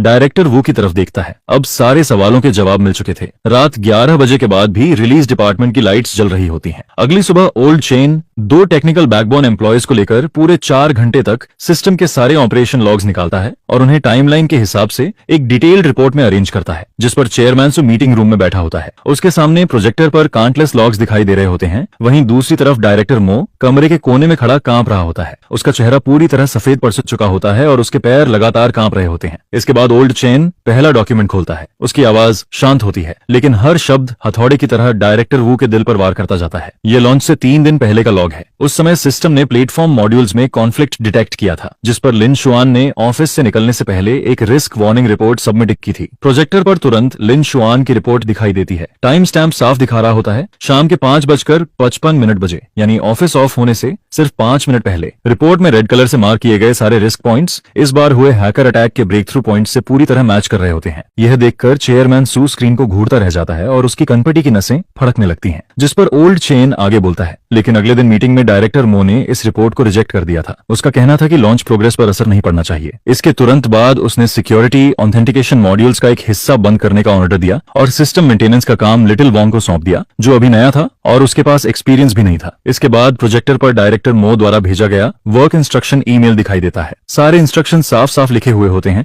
जिन्हें अब झूठलाना नामुमकिन था। यह देखकर डायरेक्टर मो के होंठ कांपने लगते हैं। वह जल्दी से सफाई देते हुए बोलता है, मैंने ये सब सिर्फ प्रोग्रेस मेंटेन करने के लिए किया था। इन्वेस्टर्स लगातार प्रेशर डाल रहे थे, लेकिन चेयरमैन सू उसे सिर्फ ठंडी नजरों से देखता है और कुछ नहीं बोलता है। इसके बाद ओल्ड चेन तीसरा डॉक्यूमेंट खोलता है। यह लॉन्च से 1 रात पहले का रिकॉर्ड है। रात 2:40 बजे सिस्टम ने इंट्रूशन वार्निंग दी थी, लेकिन नाइट शिफ्ट पर मौजूद लिटिल वांग ने डायरेक्टर वू के रिमोट इंस्ट्रक्शंस के तहत फोर्स ओवरराइड मेथड इस्तेमाल करके सारे एरर अलर्ट्स ब्लॉक कर दिए। प्रोजेक्टर पर डिटेल्ड ऑपरेशन लॉग्स दिखाई देते हैं। हर कमांड के साथ एपीआई एड्रेस और ऑपरेटर इन्फॉर्मेशन साफ नजर आ रही होती है और उन सभी कमांड्स पर डायरेक्टर वू का अकाउंट साफ लिखा हुआ होता है। इसका मतलब साफ था, उन सभी फेटल गलत ऑर्डर्स का जिम्मेदार वही था। जिस पर ओल्ड चेन भारी आवाज में आगे कहता है, ये सभी अलर्ट्स सिक्योरिटी मॉड्यूल द्वारा भेजी गई इंट्रूजन वार्निंग्स थी, लेकिन इन्हें जबरदस्ती ब्लॉक करने के बाद हैकर ने सिस्टम में कई बैकडोर्स इंस्टॉल कर दिए ताकि आज का अटैक प्रिपेयर किया जा सके। यह सुनते ही डायरेक्टर वू कुर्सी पर ढेर होकर बैठ जाता है। उसका चेहरा किसी मरे हुए इंसान से भी ज्यादा डरावना लग रहा होता है। इसके बाद ओल्ड चेन आखिरी डॉक्यूमेंट खोलता है। यह कल रात का रिकॉर्ड है। सिस्टम ने एक बार फिर हाई रिस्क लूपहोल वार्निंग दी थी, जिस पर लिन शुआन ने प्रोजेक्ट बोनस पेमेंट रिलीज करने और ओवरटाइम कंफर्मेशन डॉक्यूमेंट की मांग की थी, लेकिन डायरेक्टर मो ने साफ मना कर दिया। उसके बाद लिन शुआन सही समय पर ऑफिस से चला गया। पूरा प्रोसेस कंपनी रूल्स के हिसाब से बिल्कुल सही था। प्रोजेक्टर पर लिन शुआन और डायरेक्टर वू की चैट हिस्ट्री दिखाई देती है। साथ ही ऑफिस सर्विलांस वीडियो भी चलने लगता है। वीडियो में लिन शुआन शांत तरीके से अपना सामान पैक करता है और टाइम पर ऑफिस छोड़कर चला जाता है। वहीं दूसरी तरफ डायरेक्टर वू उसकी पीठ की तरफ उंगली दिखाकर लगातार गालियां देता रहता है। यह देखकर चेयरमैन सू अपनी आंखें बंद करता है और गहरी सांस लेता है। अब सच पूरी तरह सामने आ चुका था। शुरू से लेकर आखिर तक यह पूरी डिजास्टर डायरेक्टर वू की इग्नोरेंस और एरोगेंस की वजह से हुई थी। इसका लिन शुआन से कोई लेना देना नहीं था। इसके बाद ओल्ड चेन प्रोजेक्टर बंद करता है और आखिरी बात कहता है, इसके अलावा मैंने लिन शुआन के बैंक रिकॉर्ड्स और कॉन्टैक्ट हिस्ट्री भी चेक की है। वहां भी कोई सस्पिशियस एक्टिविटी नहीं मिली है। पिछले कुछ दिनों से ऑफिस आवर्स के बाद भी वह लगातार हॉस्पिटल में अपनी मां की देखभाल कर रहा था, यहाँ तक कि उसका फोन भी बंद था। यह सुनते ही मीटिंग रूम में मौत जैसा सन्नाटा छा जाता है, जिस पर चेयरमैन सू धीरे धीरे अपनी आंखें खोलता है और डायरेक्टर वू को घूरते हुए हर शब्द पर जोर देकर पूछता है, अब भी तुम्हारे पास कुछ कहने को बचा है? लेकिन डायरेक्टर वू के होंठ कांपते रहते हैं और आखिर में उसके मुंह से एक शब्द भी नहीं निकलता है। उसका पूरा शरीर ऐसे ढीला पड़ जाता है जैसे किसी ने उसकी सारी हड्डियां निकाल ली हों, जिसके बाद वह सीधे कुर्सी पर ढेर होकर गिर जाता है। यह देखकर चेयरमैन सू खड़ा हो जाता है और ठंडी आवाज में कहता है, अभी इसी वक्त मुझे बताओ लिन शुआन किस हॉस्पिटल में है? इसके बाद वह दीवार पर लगी घड़ी की तरफ देखता है। रात के 12:20 बज चुके होते हैं। इन्वेस्टर्स द्वारा दिए गए अंतिम अल्टीमेटम में अब सिर्फ 6 घंटे से भी कम समय बचा होता है और कंपनी को बचाने वाला इकलौता इंसान अभी तक इस बात से अनजान होता है कि यहाँ क्या कुछ हो चुका है। रात 1 बजे म्यूजिक सिटी पीपल्स हॉस्पिटल के इमरजेंसी हॉल में अब भी तेज रोशनी जल रही होती है। मैं हॉलवे की लंबी बेंच पर पर बैठा होता हूँ और हाथ में ठंडी हो चुकी कॉफी पकड़े रहता हूँ।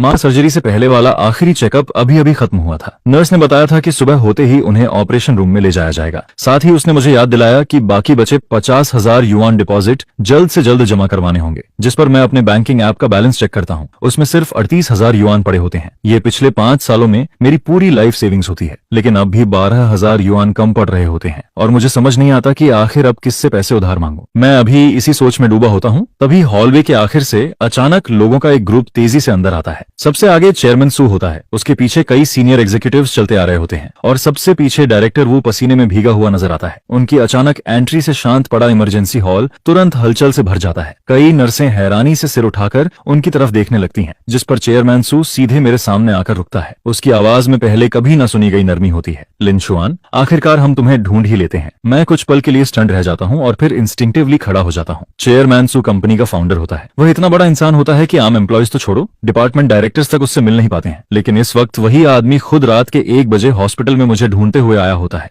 जिस पर मैं उसके पीछे खड़े डायरेक्टर वू की तरफ देखता हूँ। वह सिर झुकाए खड़ा रहता है और मेरी तरफ देखने की भी हिम्मत नहीं कर पाता है। उसका चेहरा बिल्कुल भूत की तरह सफेद पड़ चुका होता है। इसके बाद चेयरमैन सू गहरी सांस लेता है और थकी हुई आवाज में कहता है, लिन शुआन, कंपनी के साथ बहुत बड़ा हादसा हो गया है। सिचुएशन बेहद सीरियस है, मुझे तुम्हारी मदद चाहिए। मैं शांत आवाज में जवाब देता हूँ, चेयरमैन सू, मैं अब कंपनी का कोर टेक्निकल एम्प्लॉय नहीं रहा हूँ। डायरेक्टर वो खुद कह चुका है कि कंपनी किसी एक कोडर के बिना भी आराम से चल सकती है। यह सुनकर चेयरमैन सू के चेहरे पर ऑकवर्ड एक्सप्रेशन आ जाता है, जिस पर वह तुरंत कहता है, लिन शुआन, मुझे पता है कि कंपनी ने तुम्हारे साथ गलत किया है, लेकिन अभी सिचुएशन बहुत क्रिटिकल है। सिस्टम पर हैकर्स ने अटैक कर दिया है, पूरा प्लेटफॉर्म ऑलमोस्ट पैरालाइज हो चुका है, कोर डेटा बुरी तरह डैमेज हो चुका है। हमने बाहर की 3 बड़ी सिक्योरिटी कंपनीज को बुलाया, लेकिन कोई भी इसे फिक्स नहीं कर पाया। वह कुछ सेकंड रुकता है, जिसके बाद उसकी आवाज और ज्यादा डेस्परेट हो जाती है। सिर्फ तुम ही उस एंटायर आर्किटेक्चर को सबसे अच्छी तरह समझते हो। कंपनी को अब सिर्फ तुम ही बचा सकते हो। मैं उसकी तरफ देखता रहता हूँ, लेकिन कुछ नहीं बोलता हूँ। जिस पर चेयरमैन सू आगे कहता है, मैंने पूरी इन्वेस्टिगेशन करवाई है। इस पूरे इंसिडेंट के पीछे सिर्फ डायरेक्टर वो जिम्मेदार है। उसने तुम्हारी रिस्क वार्निंग्स इग्नोर की, जबरदस्ती सिक्योरिटी मॉड्यूल्स बंद करवाए, म्यूजिक और क्रिटिकल मोमेंट पर ब्लाइंड इंस्ट्रक्शंस देकर पूरा डेटा करप्ट करवा दिया। लिन शुआन, कंपनी ने तुम्हारे साथ गलत किया। मैं कंपनी की तरफ से तुमसे माफी मांगता हूँ। यह सुनते ही डायरेक्टर वो आखिरकार सिर उठाता है। उसकी आवाज कांप रही होती है। लिन शुआन, आई एम सॉरी, यह सब मेरी गलती है। मुझे तुम्हारा प्रोजेक्ट बोनस नहीं काटना चाहिए था। मुझे तुम्हारी इंसल्ट नहीं करनी चाहिए थी और कल रात तुम्हारी रीजनेबल कंडीशंस रिजेक्ट नहीं करनी चाहिए थी। प्लीज कंपनी को बचा लो। मैं डायरेक्टर वो को देखता हूँ। जो इंसान पहले एरोगेंट और घमंडी होकर सब पर चिल्लाता था, वही आज एक डरे हुए कुत्ते की तरह मेरे सामने भीख मांग रहा होता है। लेकिन सच कहूँ, मेरे दिल में कोई खुशी नहीं होती है, सिर्फ एक अजीब सी थकान महसूस हो रही होती है। जिस पर मैं धीरे से सिर हिलाता हूँ और कहता हूँ, चेयरमैन सू, सुबह मेरी माँ की सर्जरी है। इस वक्त मेरे पास हॉस्पिटल फीस तक पूरी नहीं है। सच कहूँ तो अभी कंपनी के बारे में सोचने की हालत में भी नहीं हूँ। यह सुनते ही चेयरमैन सू तुरंत बोल पड़ता है, हॉस्पिटल फीस की चिंता मत करो, कंपनी पूरा खर्च उठाएगी, चाहे जितना पैसा लगे सब हम देंगे। मैं उसकी तरफ देखता हूँ और शांत आवाज में कहता हूँ, चेयरमैन सू, पिछली बार भी डायरेक्टर मो ने मुझसे बहुत प्रोमिसेस किए थे, लेकिन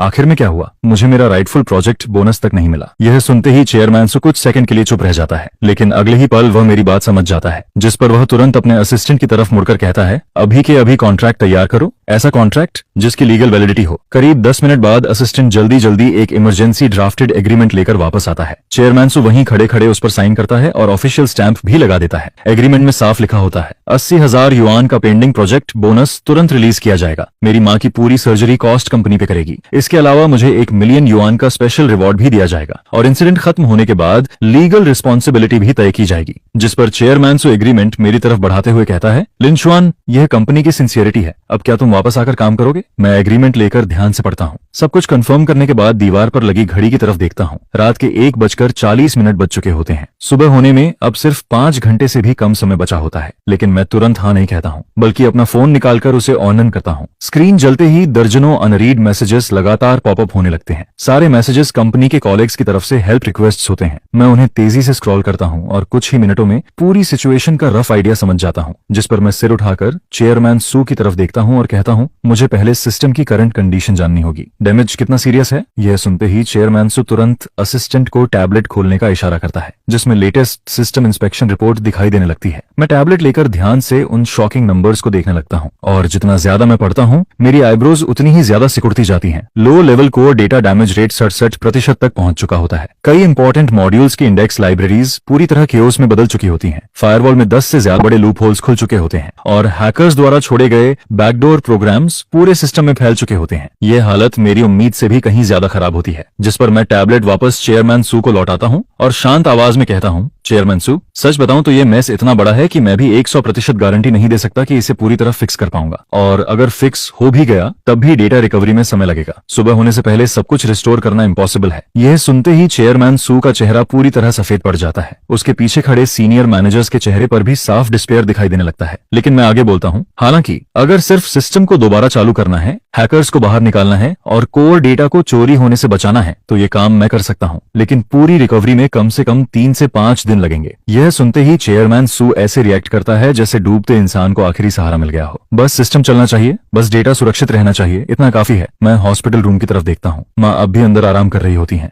जिसके बाद मैं नर्स स्टेशन तक जाता हूँ और ड्यूटी नर्स से माँ का ध्यान रखने के लिए कहता हूँ। फिर मैं मुड़कर चेयरमैन सू की तरफ देखता हूँ और शांत आवाज में बोलता हूँ, चलते हैं, वापस कंपनी चलते हैं। उस समय रात के 2:10 बज रहे होते हैं। कंपनी की गाड़ियों का कन्वॉय सीधे पार्किंग बेसमेंट में जाकर रुकता है। मैं और चेयरमैन सू बिना समय बर्बाद किए सीधे R&D डिपार्टमेंट की तरफ बढ़ते हैं। पूरा ऑफिस तेज रोशनी से जगमगा रहा होता है। सारे टेक्निकल एम्प्लॉयज अब भी वहीं मौजूद होते हैं। हर किसी के चेहरे पर थकान और डिस्पेयर साफ नजर आ रहा होता है। जैसे ही ओल्ड चेन मुझे देखता है, उसकी आंखें लाल हो जाती हैं। वह भारी आवाज में कहता है, लिंशुआन, आखिरकार तुम आ ही गए। मैं सिर्फ हल्का सा सिर हिलाता हूँ और सीधे सेंट्रल कंट्रोल डेस्क के सामने जाकर बैठ जाता हूँ। सिस्टम मॉनिटर पर रियल टाइम स्टेटस पूरी तरह केओस में बदला हुआ होता है। मैं अपनी उंगलियां हल्की सी स्ट्रेच करता हूँ, गहरी सांस लेता हूँ और फिर कीबोर्ड पर तेजी से टाइपिंग शुरू कर देता हूँ। सबसे पहला काम होता है हाईएस्ट एक्सेस अथॉरिटी वापस लेना, क्योंकि डायरेक्टर वो की ब्लाइंड कमांड्स ने पूरे परमिशन मैनेजमेंट सिस्टम को बुरी तरह मिस बना दिया था। मुझे पहले पूरे सिस्टम का कंट्रोल वापस लेना जरूरी था। करीब 10 मिनट बाद मैं एडमिनिस्ट्रेटर पासवर्ड सक्सेसफुली रीसेट कर देता हूँ, जिसके साथ ही कोर कंट्रोल दोबारा मेरे हाथों में वापस आ जाता है। इसके बाद अगला काम डैमेज असेसमेंट का होता है। मैं जल्दी से एक स्कैनिंग कोड लिखता हूँ जो ऑटोमेटिकली सारे मॉड्यूल्स की इंटीग्रिटी चेक करना शुरू कर देता है। लेकिन स्कैन रिजल्ट रिपोर्ट से भी ज्यादा भयानक निकलता है। कुछ इंपॉर्टेंट मॉड्यूल्स पूरी तरह डिस्ट्रॉय हो चुके होते हैं, जिन्हें मजबूरन रीस्टार्ट करना पड़ेगा।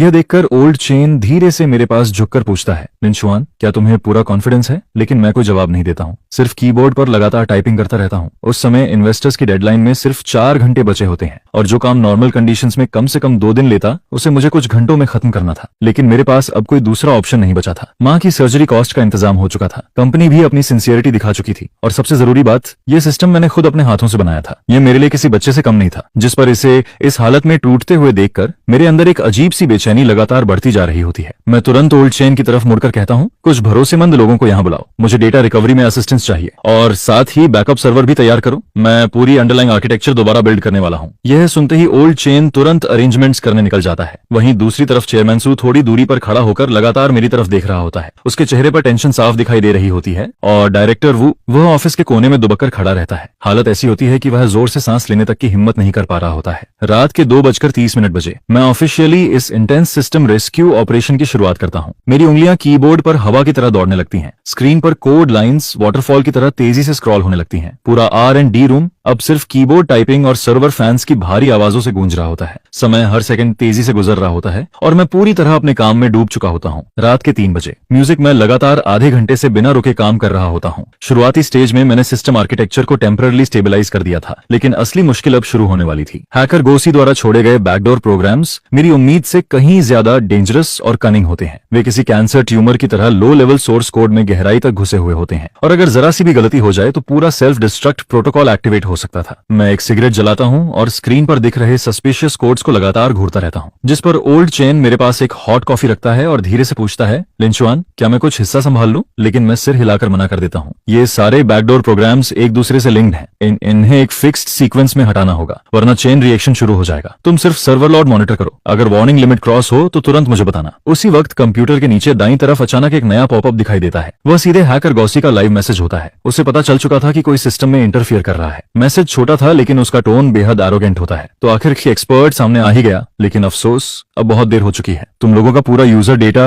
अब मेरे कंट्रोल में है। हालांकि तुम्हारी स्किल्स काफी इंटरेस्टिंग हैं, इसलिए मैं तुम्हें एक मौका देता हूँ। अभी रुक जाओ, मैं रैंसम अमाउंट थोड़ा कम कर दूंगा। लेकिन मैं उसकी बात का कोई जवाब नहीं देता हूँ, सिर्फ लगातार कीबोर्ड पर टाइपिंग करता रहता हूँ। कुछ ही सेकंड बाद उसका दूसरा मैसेज आता है, ज्यादा स्मार्ट बनने की कोशिश मत करो। मैंने कोर डेटाबेस में 3 टाइम बॉम्ब्स इंस्टॉल किए हैं। अगर तुमने मेरे बैकडर्स छेड़ने की कोशिश की तो पूरा डेटाबेस फॉर्मेट हो जाएगा। यह सुनते ही पूरे ऑफिस का माहौल अचानक बेहद टेंस हो जाता है, जिस पर चेयरमैन सू घबराकर पूछता है, लिंशुआन, क्या वह सच बोल रहा है? मैं बिना सिर उठाए जवाब देता हूँ। हाँ, लेकिन उसने सिर्फ आधा सच बताया है। मेरी उंगलियां तेजी से कीबोर्ड पर चलती रहती हैं। उसने 3 नहीं बल्कि 5 टाइम बॉम्ब्स लगाए हैं और उनके ट्रिगर कंडीशंस उसकी बात से कहीं ज्यादा कॉम्प्लिकेटेड है। यह सुनते ही चेयरमैन सू गहरी सांस खींचता है और घबराकर पूछता है, तो अब क्या करेंगे? जिस पर मैं पहली बार सिर उठाता हूँ और मेरे होंठों पर एक ठंडी मुस्कान दिखाई देती है। वह सोच रहा है कि मैं नॉर्मल तरीके से बैकडोर रिमूव करूंगा, लेकिन वह एक बात भूल गया। यह सिस्टम मैंने डिजाइन किया है। इसका लो लेवल लॉजिक मैं किसी से ज्यादा अच्छी तरह समझता हूँ। इसके बाद मैं दूसरे इंटरफेस पर स्विच करता हूँ और एक बिल्कुल नया कोड लिखना शुरू करता हूँ। इस कोड का काम बैकडोर को डायरेक्टली डिलीट करना नहीं होता, बल्कि सिस्टम के अंदर एक वर्चुअल सैंडबॉक्स एनवायरनमेंट बनाना होता है, ताकि सारे बैकडोर प्रोग्राम्स उसी में आइसोलेट हो जाएं। उन्हें ऐसा लगे कि वे अब भी नॉर्मली रन कर रहे हैं, लेकिन असल में उनका कोर डेटा से कनेक्शन पूरी तरह कट हो चुका होता है। सुबह के 4 बजे वर्चुअल सैंडबॉक्स एनवायरनमेंट फाइनली तैयार हो चुका होता है। मैं गहरी सांस लेता हूँ और एग्जीक्यूट कमांड दबा देता हूँ। अचानक स्क्रीन पर कोड लाइंस पागलों की तरह स्क्रॉल होने लगती हैं। पूरा सिस्टम कुछ सेकंड के लिए फ्रीज हो जाता है। ऑफिस में मौजूद हर इंसान सांस रोककर स्क्रीन को घूर रहा होता है। कोई भी जोर से सांस लेने की हिम्मत नहीं करता है। करीब 30 सेकंड बाद सिस्टम आखिरकार रिस्पॉन्स देता है। मॉनिटरिंग डैशबोर्ड पर दिखाई दे रहे सारे रेड सिंबल्स जो बैकडोर प्रोग्राम्स को रिप्रेजेंट कर रहे थे,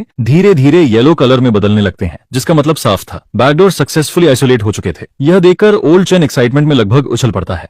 सक्सेस हो गया। लेकिन मैं जरा भी रिलैक्स नहीं होता हूँ, क्योंकि असली मुश्किल अभी भी बाकी थी। अब मुझे बिना टाइम बॉम्ब्स एक्टिवेट किए डैमेज्ड मॉड्यूल्स दोबारा लिखने थे। यह काम ऐसा था जैसे इंसान बॉम्ब डिफ्यूज करते करते हार्ट सर्जरी भी कर रहा हो। एक छोटी सी गलती भी पूरे सिस्टम को खत्म कर सकती थी। सुबह के 4:40 बजे मैं पहला कोर मॉड्यूल दोबारा लिखना शुरू करता हूँ। मेरी टाइपिंग स्पीड लगातार बढ़ती जाती है। स्क्रीन पर कोड फ्लड की तरह गिर रहा होता है। मेरे माथे से पसीना लगातार टपक कर कीबोर्ड तक भिगो देता है, लेकिन मेरे पास उसे साफ करने तक का समय नहीं होता है। सुबह के 5:20 बजे तीसरा मॉड्यूल भी सक्सेसफुली रीराइट हो चुका होता है। अब बाहर आसमान हल्का हल्का चमकने लगता है। सुबह होने में 1 घंटे से भी कम समय बचा होता है, जिस पर चेयरमैन सू बार बार दीवार पर लगी घड़ी की तरफ देख रहा होता है। उसके हाथ पसीने से भीग चुके होते हैं। इन्वेस्टर डायरेक्टर शेन अब तक 3 बार कॉल कर चुका होता है, लेकिन हर बार चेयरमैन सू सिर्फ यही कह पाता है, सिस्टम अभी रिपेयर हो रहा है, कृपया थोड़ा और समय दीजिए। सुबह के 5:50 बजे आखिरी मॉड्यूल भी आखिरकार रीराइट होकर पूरा हो जाता है। मैं आखिरी कोड लाइन टाइप करता हूँ, एंटर की दबाता हूँ और फिर पूरा शरीर थककर कुर्सी पर गिर जाता है, जिसके साथ ही सिस्टम रीस्टार्ट होना शुरू हो जाता है। ऑफिस में मौजूद हर इंसान की नजर मेन स्क्रीन पर टिक जाती है। बूट प्रोग्रेस बार धीरे धीरे आगे बढ़ने लगती है। 10%, 30%, 50%। सुबह के 6:03 बजे आखिरकार सिस्टम सक्सेसफुली बूट हो जाता है। मॉनिटरिंग पैनल पर दिखाई देने वाले सारे इंडिकेटर्स वापस नॉर्मल हो चुके होते हैं। कोर डेटा पूरी तरह सेफ रहता है और हैकर गॉसी को सिस्टम से पूरी तरह बाहर फेंक दिया जाता है। यह देखते ही पूरे ऑफिस में जोरदार चीयर्स गूंज उठती हैं। लेकिन भले ही सिस्टम रीस्टार्ट हो चुका होता है, मैं अच्छी तरह जानता था कि यह सिर्फ शुरुआत थी। गॉसी इतनी आसानी से हार मानने वाला इंसान नहीं था। वह इतने लंबे समय तक सिस्टम में छिपा रहा था, इसलिए यह नामुमकिन था कि उसने कोई बैकअप प्लान न छोड़ा हो। और सच में जैसे ही सब लोग राहत की सांस लेने लगते हैं, मॉनिटरिंग पैनल पर अचानक एक एबनॉर्मल डेटा स्ट्रीम चमक उठती है, जिस पर मैं तुरंत सीधा बैठ जाता हूं और मेरी उंगलियां कीबोर्ड पर तेजी से दौड़ने लगती हैं। गोसी अब भी अंदर है। वह एक हिडन बैकडोर इस्तेमाल करके दोबारा कनेक्शन एस्टैब्लिश करने की कोशिश कर रहा होता है। यह देखकर ओल्ड चेन घबराकर पूछता है, लिनशुआन, क्या वह वापस आ गया? मैं सिर हिलाता हूँ। मेरी नजरें अब भी स्क्रीन पर टिकी रहती हैं। वह मेरे डिफेंस सिस्टम को टेस्ट कर रहा है। वह मेरी कमजोरियां ढूंढना चाहता है। गॉसी भी अब समझ चुका होता है कि उसका ओपोनेंट कोई आम इंसान नहीं है, इसलिए उसके अटैक्स पहले से कहीं ज्यादा केयरफुल और कनिंग हो जाते हैं। उसके डेटा पैकेट्स पूरे सिस्टम में भूत की तरह घूम रहे होते हैं और हर बार वे बिल्कुल सही तरीके से उन ट्रैप्स को अवॉइड कर देते हैं जो मैंने पहले से सेट किए होते हैं। मैं शांत दिमाग से उसके अटैक पैटर्न्स एनालाइज करता रहता हूँ और धीरे धीरे मेरे दिमाग में उसकी पूरी अटैक मैप बननी शुरू हो जाती है। तभी अचानक मुझे एक पैटर्न दिखाई देता है। हर बार अटैक करने के दौरान गोसी ठीक 0.3 सेकंड्स के लिए एक स्पेसिफिक नोड पर रुकता है। यह उसकी हैबिचुअल वेरिफिकेशन मूव होती है, ताकि वह नेक्स्ट सेफ रूट कंफर्म कर सके, जिस पर मेरे होंठों पर हल्की मुस्कान आ जाती है। तो आखिरकार तुम्हारी आदत पकड़ में आ ही गई। इसके बाद मैं अपना असली ट्रैप तैयार करना शुरू करता हूँ।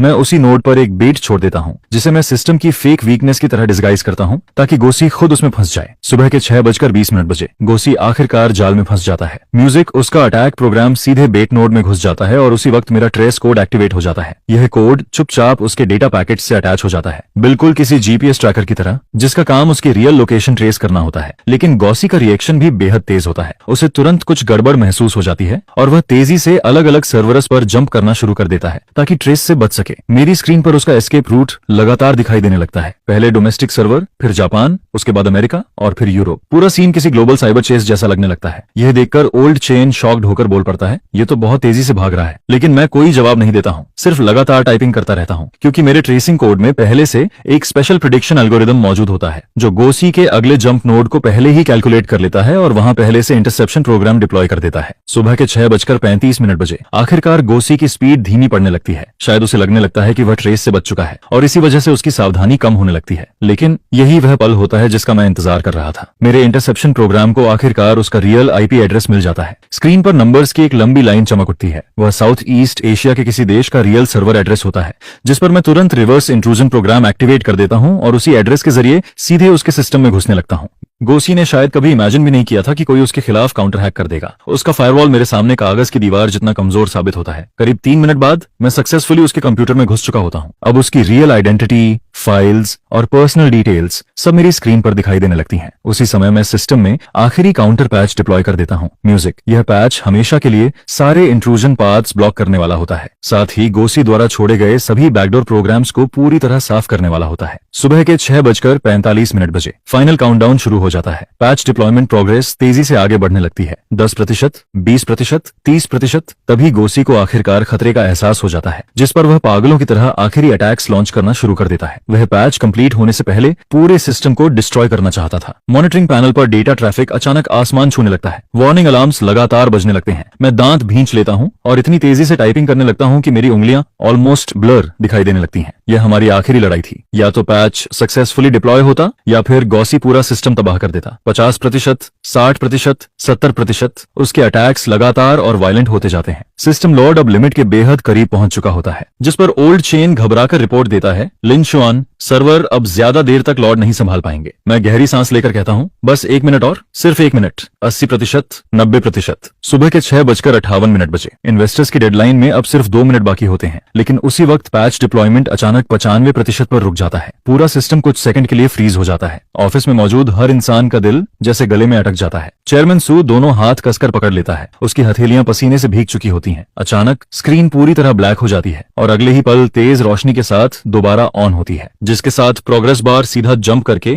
100% पर पहुंच जाती है। Patch deployment successful. उसी पल गोसी के सारे कनेक्शन जबरदस्ती टर्मिनेट कर दिए जाते हैं। उसके छोड़े हुए सारे बैकडोर प्रोग्राम्स पूरी तरह डिलीट हो जाते हैं और system finally absolute safe state में वापस आ जाता है। ठीक सुबह के 7 बजे क्षितिज से सूरज निकलना शुरू हो जाता है। उसकी रोशनी खिड़कियों से होकर पूरे ऑफिस में फैल जाती है, जिस पर मैं पूरी तरह थककर कुर्सी पर गिर जाता हूँ। ऐसा लग रहा होता है जैसे मेरे शरीर की सारी ताकत खत्म हो चुकी हो। लेकिन आखिरकार यह नाइटमेयर खत्म हो चुका था। मॉनिटरिंग डैशबोर्ड पर सारे इंडिकेटर्स फिर से ग्रीन दिखाई दे रहे होते हैं। सर्वर स्टेबल चलते रहते हैं। डेटाबेस भी बिना किसी नुकसान के सुरक्षित बच चुका होता है। और तभी पूरे ऑफिस में थंडर जैसी चीयरिंग गूंज उठती है। कुछ लोग एक्साइटमेंट में एक दूसरे को गले लगाने लगते हैं, तो कुछ लोग सीधे जमीन पर बैठकर रोने लगते हैं, जिस पर चेयरमैन सो तेजी से मेरी तरफ आता है और दोनों हाथों से मेरा हाथ पकड़ लेता है। उसकी आवाज भावनाओं से कांप रही होती है। लिन शुआन, तुमने पूरी कंपनी को बचा लिया। तुमने यहाँ मौजूद हर इंसान को बचा लिया। मैं धीरे से सिर हिलाता हूँ। मेरी आवाज अब पूरी तरह बैठ चुकी होती है। मैंने सिर्फ वही किया जो मुझे करना चाहिए था। लगातार 5 घंटे हाई इंटेंसिटी काम करने की वजह से मेरे गले से अब मुश्किल से आवाज निकल रही होती है, जिस पर ओल्ड चेन मुझे पानी की बोतल देता है और मैं एक ही सांस में आधी बोतल खत्म कर देता हूँ। उसी वक्त मेरी स्क्रीन पर अचानक एक नया विंडो पॉपअप होता है। वह गोसी की डिटेल्ड ट्रेसेड इन्फॉर्मेशन होती है। मैं जल्दी से सारी डिटेल्स ऑर्गेनाइज करके एक फाइल बनाता हूँ। फिर चेयरमैन सू की तरफ मुड़कर कहता हूँ, यह उस हैकर की रियल आइडेंटिटी और आईपी डिटेल्स है। मेरा सुझाव है कि तुरंत पुलिस को इन्फॉर्म किया जाए। यह सुनते ही चेयरमैन सू तुरंत असिस्टेंट को पुलिस कांटेक्ट करने का ऑर्डर देता है। करीब 20 मिनट बाद कैप्टन वांग की साइबर पुलिस टीम कंपनी पहुंच जाती है। मैं उन्हें सारे एविडेंस हैंडओवर कर देता हूं, जिसमें अटैक लॉग्स, ट्रेसिंग रिकॉर्ड्स और गोसी के कंप्यूटर से निकाला गया डेटा भी शामिल होता है। सारे डॉक्यूमेंट्स देखने के बाद पुलिस ऑफिसर गंभीर चेहरे के साथ कहता है, यह गोसी काफी समय से हमारी हाई प्रायोरिटी वॉच लिस्ट में है। यह कई बड़े साइबर अटैक्स में इन्वॉल्व रहा है, लेकिन अब तक हमारे पास इसके खिलाफ सॉलिड एविडेंस नहीं था। लेकिन इस बार उसकी आंखों में सख्ती आ जाती है। अब हमारे पास पक्के सबूत हैं। हम तुरंत इंटरनेशनल अथॉरिटीज के साथ मिलकर इसे गिरफ्तार करेंगे। सिक्योरिटी इश्यू को हैंडल करने के बाद मैं टाइम देखता हूं और सुबह के 7:40 बज चुके होते हैं, जिस पर मुझे याद आता है कि 8 बजे माँ को ऑपरेशन रूम में जाना है। फिर मैं जल्दी से हॉस्पिटल वापस जाने के लिए निकलने लगता हूँ। तभी चेयरमैन सू मुझे आवाज देकर रोकता है, लिन शुआन, 1 मिनट रुको। जिस पर वो कॉर्नर में खड़े डायरेक्टर वू की तरफ मुड़ता है और ठंडी आवाज में कहता है, डायरेक्टर वू, इस पल से तुम्हें कंपनी से ऑफिशियली निकाल दिया जाता है। यह सुनते डायरेक्टर वू का पूरा शरीर कांपने लगता है और वो सीधे जमीन पर गिर पड़ता है। फिर चेयरमैन सूस आगे कहता है, इस इंसिडेंट की वजह से कंपनी को सीधे 300 मिलियन युआन से ज्यादा का नुकसान हुआ है, जिस पर मैं लीगल प्रोसीजर शुरू करूंगा और तुम्हारे ऊपर सिविल और क्रिमिनल दोनों चार्जेस लगाए जाएंगे। तुम्हारी इग्नोरेंस और एरोगेंस ने ऑलमोस्ट पूरी कंपनी को बर्बाद कर दिया था। यह सुनकर डायरेक्टर वू का चेहरा बिल्कुल सफेद पड़ जाता है। उसके होंठ कांपते हैं, जैसे वो खुद को एक्सप्लेन करना चाहता हो, लेकिन आखिर में उसके मुंह से एक शब्द भी नहीं निकल पाता। फिर वो किसी तरह लड़खड़ाते हुए उठता है और मेरे सामने आकर अचानक घुटनों के बल गिर जाता है। लिन चुआन, मुझसे गलती हो गई, मैं सच में गलत था। प्लीज मेरी तरफ से एक बार बोल दो। मेरे ऊपर बूढ़े माँ बाप हैं, नीचे बच्चे हैं, मैं ऐसे खत्म नहीं हो सकता। मैं डायरेक्टर वू को जमीन पर घुटनों के बल पड़े देखता हूँ। वही आदमी जिसने सबके सामने मुझे इंसल्ट किया था, आज एक कुत्ते की तरह भीख मांगता नजर आता है। लेकिन सच कहूं, मेरे दिल में जरा भी सेटिस्फैक्शन फील नहीं होता, सिर्फ एक अजीब सी एम्प्टीनेस महसूस होती है। जिस पर मैं शांत आवाज में कहता हूँ, डायरेक्टर वू, ऐसा नहीं है कि मैं आपकी मदद नहीं करना चाहता, बल्कि आपने खुद अपनी आखिरी राह बंद कर दी थी। जिस पल आपने रिस्क वार्निंग को इग्नोर किया, जिस पल आपने सिक्योरिटी मॉड्यूल को जबरदस्ती बंद करवाया और जिस पल आपने आधी रात में ब्लाइंड कमांड देकर डेटा डैमेज करवाया, उसी वक्त आपका एंडिंग तय हो चुका था। यह सुनकर वो पूरी तरह टूट जाता है। फिर मैं वहां से जाने लगता हूँ, लेकिन 2 कदम चलने के बाद रुक जाता हूँ और पीछे मुड़कर उसे देखता हूँ। और हाँ, आपको सुबह ट्रेनिंग सेशन में कही अपनी बात याद है। आपने कहा था कि कंपनी रूल्स किसी के लिए नहीं बदलते, सिस्टम किसी लो लेवल एम्प्लॉय की वजह से ब्रेक नहीं किया जा सकता। अब वही सिस्टम आपके लिए भी एक्सेप्शन नहीं बनाएगा। जिस पर डायरेक्टर वो वहीं जमीन पर बैठ जाता है और पूरी तरह कोलैप्स हो जाता है। इसके बाद चेयरमैन सु मेरे पास आता है और गंभीर आवाज में कहता है, लिंचुआन, कंपनी ने फैसला किया है कि तुम्हें सीटीओ अपॉइंट किया जाए। तुम्हारी एनुअल सैलरी 2 मिलियन युआन होगी, साथ में 2% स्टॉक ऑप्शन भी मिलेगा और जो 1 मिलियन युआन बोनस प्रॉमिस किया गया था, वो आज दोपहर तक तुम्हारे अकाउंट में ट्रांसफर कर दिया जाएगा। तुम्हारी माँ का पूरा मेडिकल एक्सपेंस भी कंपनी कवर करेगी। मैं सिर हिलाकर कहता हूँ, चेयरमैन सु, ट्रस्ट करने के लिए धन्यवाद, लेकिन बाकी बातें माँ की सर्जरी के बाद करेंगे। फिर मैं कंपनी बिल्डिंग से बाहर निकलता हूँ। बाहर की सुबह की धूप चेहरे पर पड़ती है, जो काफी गर्म और सुकून देने वाली लगती है। जिस पर मैं फोन निकालकर माँ को कॉल करता हूँ और कहता हूँ कि हॉस्पिटल फीस का इंतजाम हो चुका है, इसलिए वो टेंशन छोड़कर सर्जरी की तैयारी करें। फोन की दूसरी तरफ माँ की आवाज भर्रा जाती है, बेटा, क्या तुमने फिर से कहीं से पैसे उधार लिए हैं? माँ अब और बर्डन नहीं बनना चाहती। जिस पर मैं हल्की मुस्कान के साथ कहता हूँ, माँ चिंता मत करो, ये मेरा लीगल बोनस है, सब कुछ सही तरीके से मिला है। आप बस आराम से इलाज करवाइए। जब आप डिस्चार्ज हो जाएंगी, तब हम एक बड़े घर में शिफ्ट होंगे, जहां आप और बेटी दोनों आराम से रह पाएंगे। कॉल खत्म करने के बाद मैं एक टैक्सी पकड़ता हूं और सीधे हॉस्पिटल की तरफ निकल जाता हूं। बाहर सिटी धीरे धीरे जागती नजर आती है। रोड्स पर लोग और गाड़ियां बढ़ने लगती हैं। फिर मैं सीट पर सिर टिकाकर आंखें बंद कर लेता हूं और पिछले कुछ दिनों की सारी बातें दिमाग में घूमने लगती हैं। सबके सामने प्रोजेक्ट बोनस कटना, फिर बिना मोटिवेशन के काम करना, उसके बाद कंपनी क्राइसिस और आखिर में पूरा सिचुएशन पलट देना। ये सब किसी अजीब ड्रामा की तरह लगता है, लेकिन इसका एंडिंग आखिरकार अच्छा निकलता है। 3 दिन बाद माँ की सर्जरी पूरी तरह सक्सेसफुल हो जाती है, जिस पर डॉक्टर कहते हैं कि रिकवरी काफी अच्छी चल रही है और बस 1 हफ्ते की ऑब्जर्वेशन के बाद डिस्चार्ज मिल जाएगा। मैं हॉस्पिटल रूम में माँ के पास बैठा होता हूँ और उनके चेहरे पर वापस लौटी लालिमा को देखता हूँ, जिस पर मेरे दिल का सबसे बड़ा बोझ आखिरकार उतर जाता है। तभी फोन वाइब्रेट करता है। बैंक अकाउंट में 1 million yuan bonus, 80,000 yuan project reward और इस महीने की पूरी सैलरी ट्रांसफर हो चुकी होती है। मैं उन नंबर्स को देखता हूँ और पिछले 5 सालों में पहली बार महसूस करता हूँ कि मेरी मेहनत का सच में रिवॉर्ड मिला है। फिर माँ आंखें खोलती हैं और मेरा हाथ पकड़कर धीरे से कहती हैं, बेटा, मैंने नर्स से सुना कि तुम्हारा प्रमोशन हो गया। मैं मुस्कुराकर सिर हिलाता हूँ, हाँ माँ, अब मैं कंपनी का सीटीओ हूँ, अब रात भर ओवरटाइम नहीं करना पड़ेगा। यह सुनकर माँ की आंखें लाल हो जाती हैं। इन सालों में तुमने बहुत तकलीफ झेली है, अकेले इतना प्रेशर उठाया। जिस पर मैं उनका हाथ पकड़कर कहता हूँ, माँ, अब जिंदगी और बेहतर होगी। जब आप डिस्चार्ज हो जाएंगी, तब हम नए घर में शिफ्ट करेंगे। मैंने 3 बेडरूम वाला अपार्टमेंट देख लिया है, बेटी के स्कूल के भी पास है और आपका खुद का रूम भी होगा। उस दोपहर चेयरमैन सु कुछ सीनियर एग्जीक्यूटिव्स के साथ हॉस्पिटल आता है। वो लोग काफी सारे सप्लीमेंट्स और फ्लावर्स लेकर आते हैं और माँ की हेल्थ के बारे में बड़े ध्यान से पूछते हैं। फिर चेयरमैन सु मुझे अलग ले जाकर कहता है, पुलिस की तरफ से खबर आई है कि हैकर को साउथ ईस्ट एशिया के एक देश में पकड़ लिया गया है। अभी एक्स्ट्राडिशन प्रोसेस चल रहा है। इसके बाद वो बताते हैं कि डायरेक्टर वू के खिलाफ कंपनी ने सीरियस वायलेशन का केस फाइल कर दिया है। कोर्ट ने उसकी सारी प्रॉपर्टी फ्रीज कर दी है। शुरुआती एस्टिमेट के हिसाब से उसे कम से कम 50 मिलियन युआन कंपेंसेशन देना पड़ेगा। उसकी जिंदगी लगभग खत्म हो चुकी है। यह सुनकर मैं सिर्फ सिर हिलाता हूँ। डायरेक्टर वू का यह अंत उसने खुद चुना था, इसमें किसी और की गलती नहीं थी। 1 हफ्ते बाद माँ सेफली डिस्चार्ज हो जाती हैं। फिर मैं अपनी नई कार लेकर माँ और बेटी को नया घर दिखाने जाता हूँ। बेटी एक्साइटमेंट में हर कमरे में दौड़ती फिरती है। वहीं माँ बालकनी में खड़ी नीचे के पार्क को देखती हैं और उनकी आंखें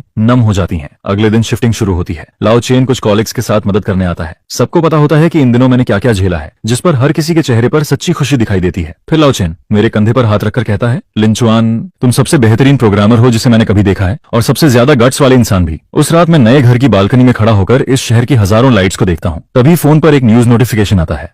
इन्वेस्टर शेन इंटरव्यू में कहता है कि इस क्राइसिस ने उसे कंपनी की असली टेक्निकल स्ट्रेंथ और क्राइसिस हैंडलिंग कैपेबिलिटी दिखा दी। मैं फोन बंद करता हूँ और वापस लिविंग रूम में लौट आता हूँ। बेटी होमवर्क कर रही होती है जबकि माँ किचन में बिजी होती है, जिस पर मुझे महसूस होता है कि यह घर आखिरकार सच में एक फैमिली होम बन चुका है। अगले दिन जब मैं ऑफिस पहुंचता हूं तब रिसेप्शनिस्ट सम्मान के साथ कहती है, गुड मॉर्निंग बॉस लिन। एलिवेटर में मिलने वाले कॉलीग्स भी खुद आगे बढ़कर ग्रीट करते हैं। उनकी आंखों में साफ रिस्पेक्ट दिखाई देती है। मैं समझ जाता हूं कि यह रिस्पेक्ट सिर्फ मेरे पोजीशन की वजह से नहीं है, बल्कि उस रात की वजह से है जब मैंने पूरी ताकत लगाकर कंपनी को बचाया था। फिर मैं अपने ऑफिस में पहुंचता हूं। डेस्क पर नई टेक्निकल प्लानिंग फाइल रखी होती है। यह वही प्लान होता है जिसे चेयरमैन सू ने मुझे तैयार करने को कहा था, जिस पर मैं कंप्यूटर चालू करता हूं और ध्यान से उसे रिव्यू करना शुरू करता हूं। इस बार मैं कोई लो लेवल एम्प्लॉय नहीं हूं जिसे कोई भी दबा सके, बल्कि अब मैं वह इंसान हूं जिसके हाथ में असली डिसीजन मेकिंग पावर होती है। दोपहर के समय मुझे एक खास ईमेल मिलता है जिस पर सेंडर का नाम देखकर मैं थोड़ा रुक जाता हूं। वह गोसी होता है, यानी वही हैकर जिसे पकड़ लिया गया था। ईमेल काफी छोटा होता है। तुम सबसे ताकतवर अपोनेंट हो जिससे मैं कभी मिला हूं। टेक्निकल स्किल्स के मामले में मैं पूरी तरह हार मानता हूं। अगर कभी मौका मिला तो सच में तुमसे आमने सामने बैठकर बात करना चाहूंगा। मैं पूरा ईमेल पढ़ता हूं लेकिन कोई रिप्लाई नहीं करता और सीधे उसे डिलीट कर देता हूं, क्योंकि कुछ लोग और कुछ बातें एक बार खत्म हो जाएं तो उन्हें वहीं खत्म रहने देना ही बेहतर होता है। ऑफिस खत्म होने से पहले चेयरमैन सुबह मुझे अपने ऑफिस में बुलाता है। फिर वो मुझे एक डॉक्यूमेंट थमाता है। यह कंपनी का नया टेक्निकल मैनेजमेंट सिस्टम है। मैंने इसे तुम्हारे सुझावों के हिसाब से मॉडिफाई करवाया है। अब से हर टेक्निकल डिसीजन सीटीओ अप्रूवल के बिना पास नहीं होगा और किसी को भी जबरदस्ती इंटरफियर करने की परमिशन नहीं होगी। जिस पर मैं डॉक्यूमेंट हाथ में लेकर ध्यान से पढ़ता हूँ